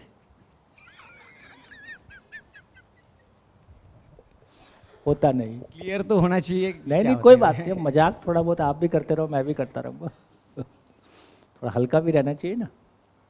होता नहीं। जैसे अब धरती सौर मंडल है, आप बोलो चांद छोड़ के, चांद धरती को छोड़ के मंगल के चक्कर लगाने लग जाएगा, ऐसा होता है? होता नहीं। माइक ले लो, 2 होते तो अच्छा होता। नहीं, एक है तो है ही, उसमें तो है ही। अब क्या मैं क्या करूँगा, आप क्या करोगे? हाँ। और बना भी तो इस पे बना है, घटनशील से बना है। एक में क्या दिक्कत है? नहीं, दिक्कत कुछ नहीं, अगर बना है वो घटनशील से बना है। हाँ, तो घटनशील से तो बना घटनशील परमाणु का अपना एक विन्यास है, उसका एक अपना एक स्वरूप है। गठनपूर्ण का अपना एक स्वरूप है। यदि गठनशील में इतना गठन पूर्ण में भी ज़्यादा मास होगा, वो होगा, तो भार मुक्त हो ही नहीं पाएगा वो, उसको भार मुक्त ही होना है। ऐसा सब चीज़ें उस अर्थ में जुड़ी हैं जिस अर्थ में उसको आगे व्यवस्था में भागीदारी करना है। और कुछ? हाँ जी, माइक दीजिए। एक बीच में आकर्षण मुक्त। मैं ये पूछना चाह रहा था, जैसे हम ये कह रहे कि पुंजाकार में परमाणु गति करता है, पुंजाकार विधि से शरीर को चलाता है। शरीर को चलाता है, तो जो उसके अंदर खाली आत्मा का अंश पुंजाकार चलता है या सारा चित्त वृत्ति और ये पूरा परमाणु? मैं कहाँ जाऊं?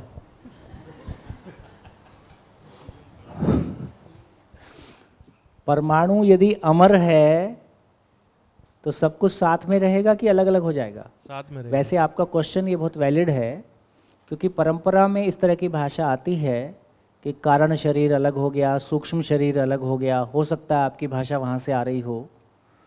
तो ये देखो, यही सब बातें हैं, क्योंकि परंपरा में हम शरीर को चलाने वाली एंटिटी को कंप्लीटली पहचान नहीं पाए कि ये क्या चीज़ है।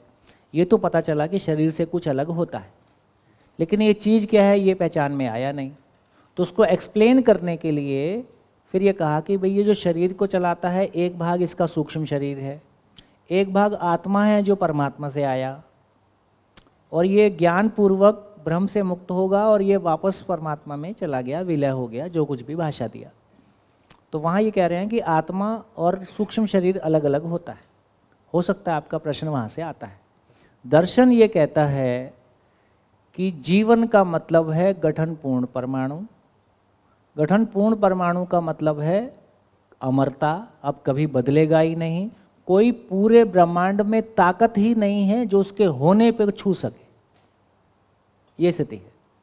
वे व्यापक तो कुछ कहता नहीं, जड़ संसार उसका कुछ कर सकता नहीं, तो कुल मिला के जीवन अमर है। तो जीवन अमर है। अमर का मतलब है कि उसमें अंतिम परिवेश का नाम मन है, वृत्ति है, चित्त है, बुद्धि है। अब इसकी दो ही स्थितियां हैं, ये सशरीर रहेगा कि बिना शरीर रहेगा, ये भ्रमित रहेगा कि जागृत रहेगा, बस इसके अलावा कुछ नहीं हो सकता। तो मन भी साथ में ही रहता है? हमेशा साथ ही रहेगा भाई, और कैसे लिख के दूं, है ना। तो मन हमेशा जागृत मानव में भी मन हमेशा साथ ही है, भ्रमित मानव में भी मन हमेशा साथ ही है। सशरीर है तो भी वही है ना। वो परमाणु, चैतन्य परमाणु रूपी चीज जो अपने आप में अमर, अमर मतलब अमर।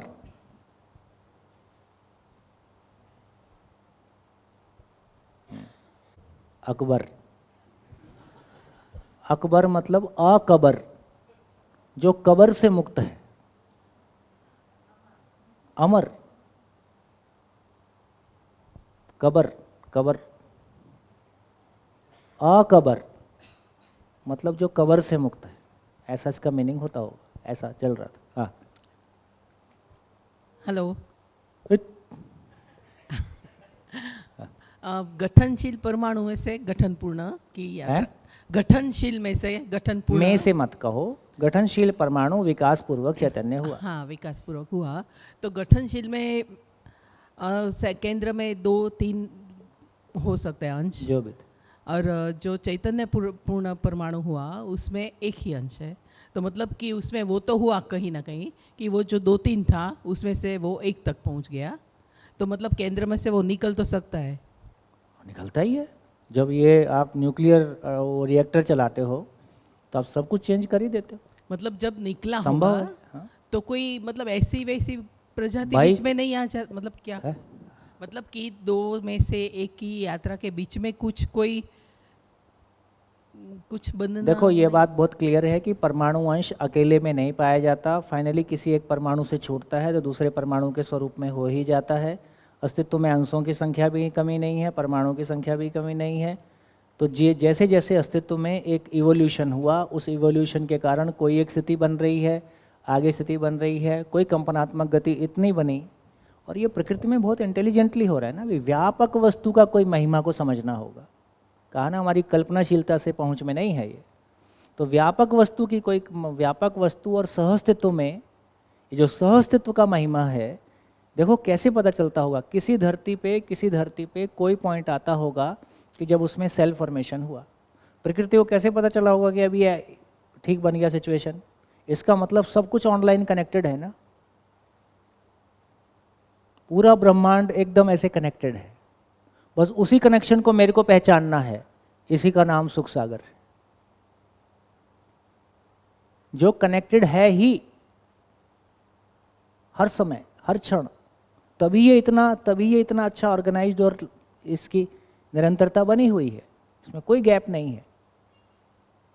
तो सहअस्तित्व की महिमा को जैसे जैसे समझेंगे तो पता चलेगा कि इतने सारे परिवर्तन हो रहे हैं, वो फाइनली पूर्णता के अर्थ में परिवर्तन हो रहे हैं। तो एक परमाणु, जब इतने सारे परमाणु बने, 2 अंश वाला, 4 अंश वाला, 5 अंश वाला, तो जीवन भी बन गया, इसमें क्या दिक्कत?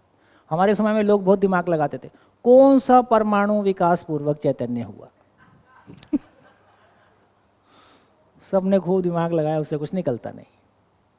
ज़्यादा ध्यान देने की बात यह है कि अपनी ही जो प्रवृत्तियां हैं उनका परिमार्जन कैसे किया जाए। तो दर्शन में, मानव विहार दर्शन को आप पढ़ेंगे तो व्यवहार में यदि, विचार और व्यवहार में यदि आपका ध्यान नहीं जाएगा तो गठनपूर्ण परमाणु में अभी कितना भी मन लगाएं, गठनपूर्ण परमाणु की सारी चर्चा इस अर्थ में है कि अपनी कल्पनाशीलता का पेट भर जाए, क्या हो रहा है, कैसे हो रहा है, कॉन्सेप्चुअल क्लैरिटी आ जाए।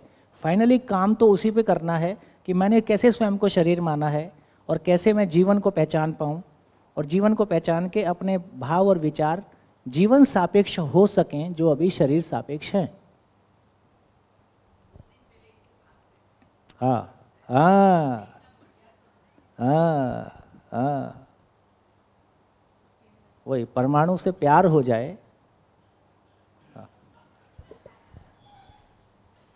यूट्यूब लाइव पे एक पार्टिसिपेंट का क्वेश्चन आया है कि क्या दूसरे जीवन को बिना शरीर के है वो किसी मानव के विचार भी सुन सकते हैं क्या? विचार सुन सकते हैं, हाँ बिल्कुल सुन सकते हैं।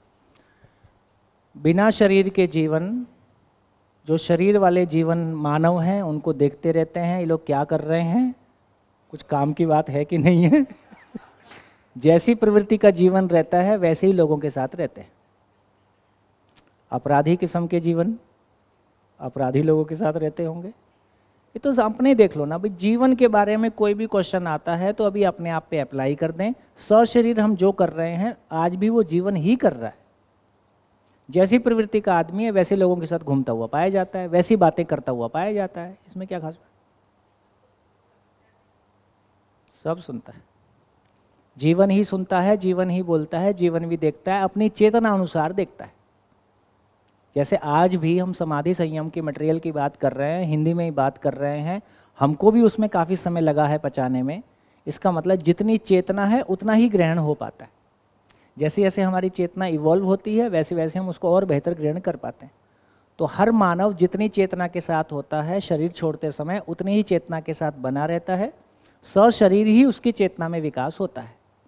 बिना शरीर के रहते हुए भी सुन सकता है, देख सकता है, विकास नहीं होता है। हाँ,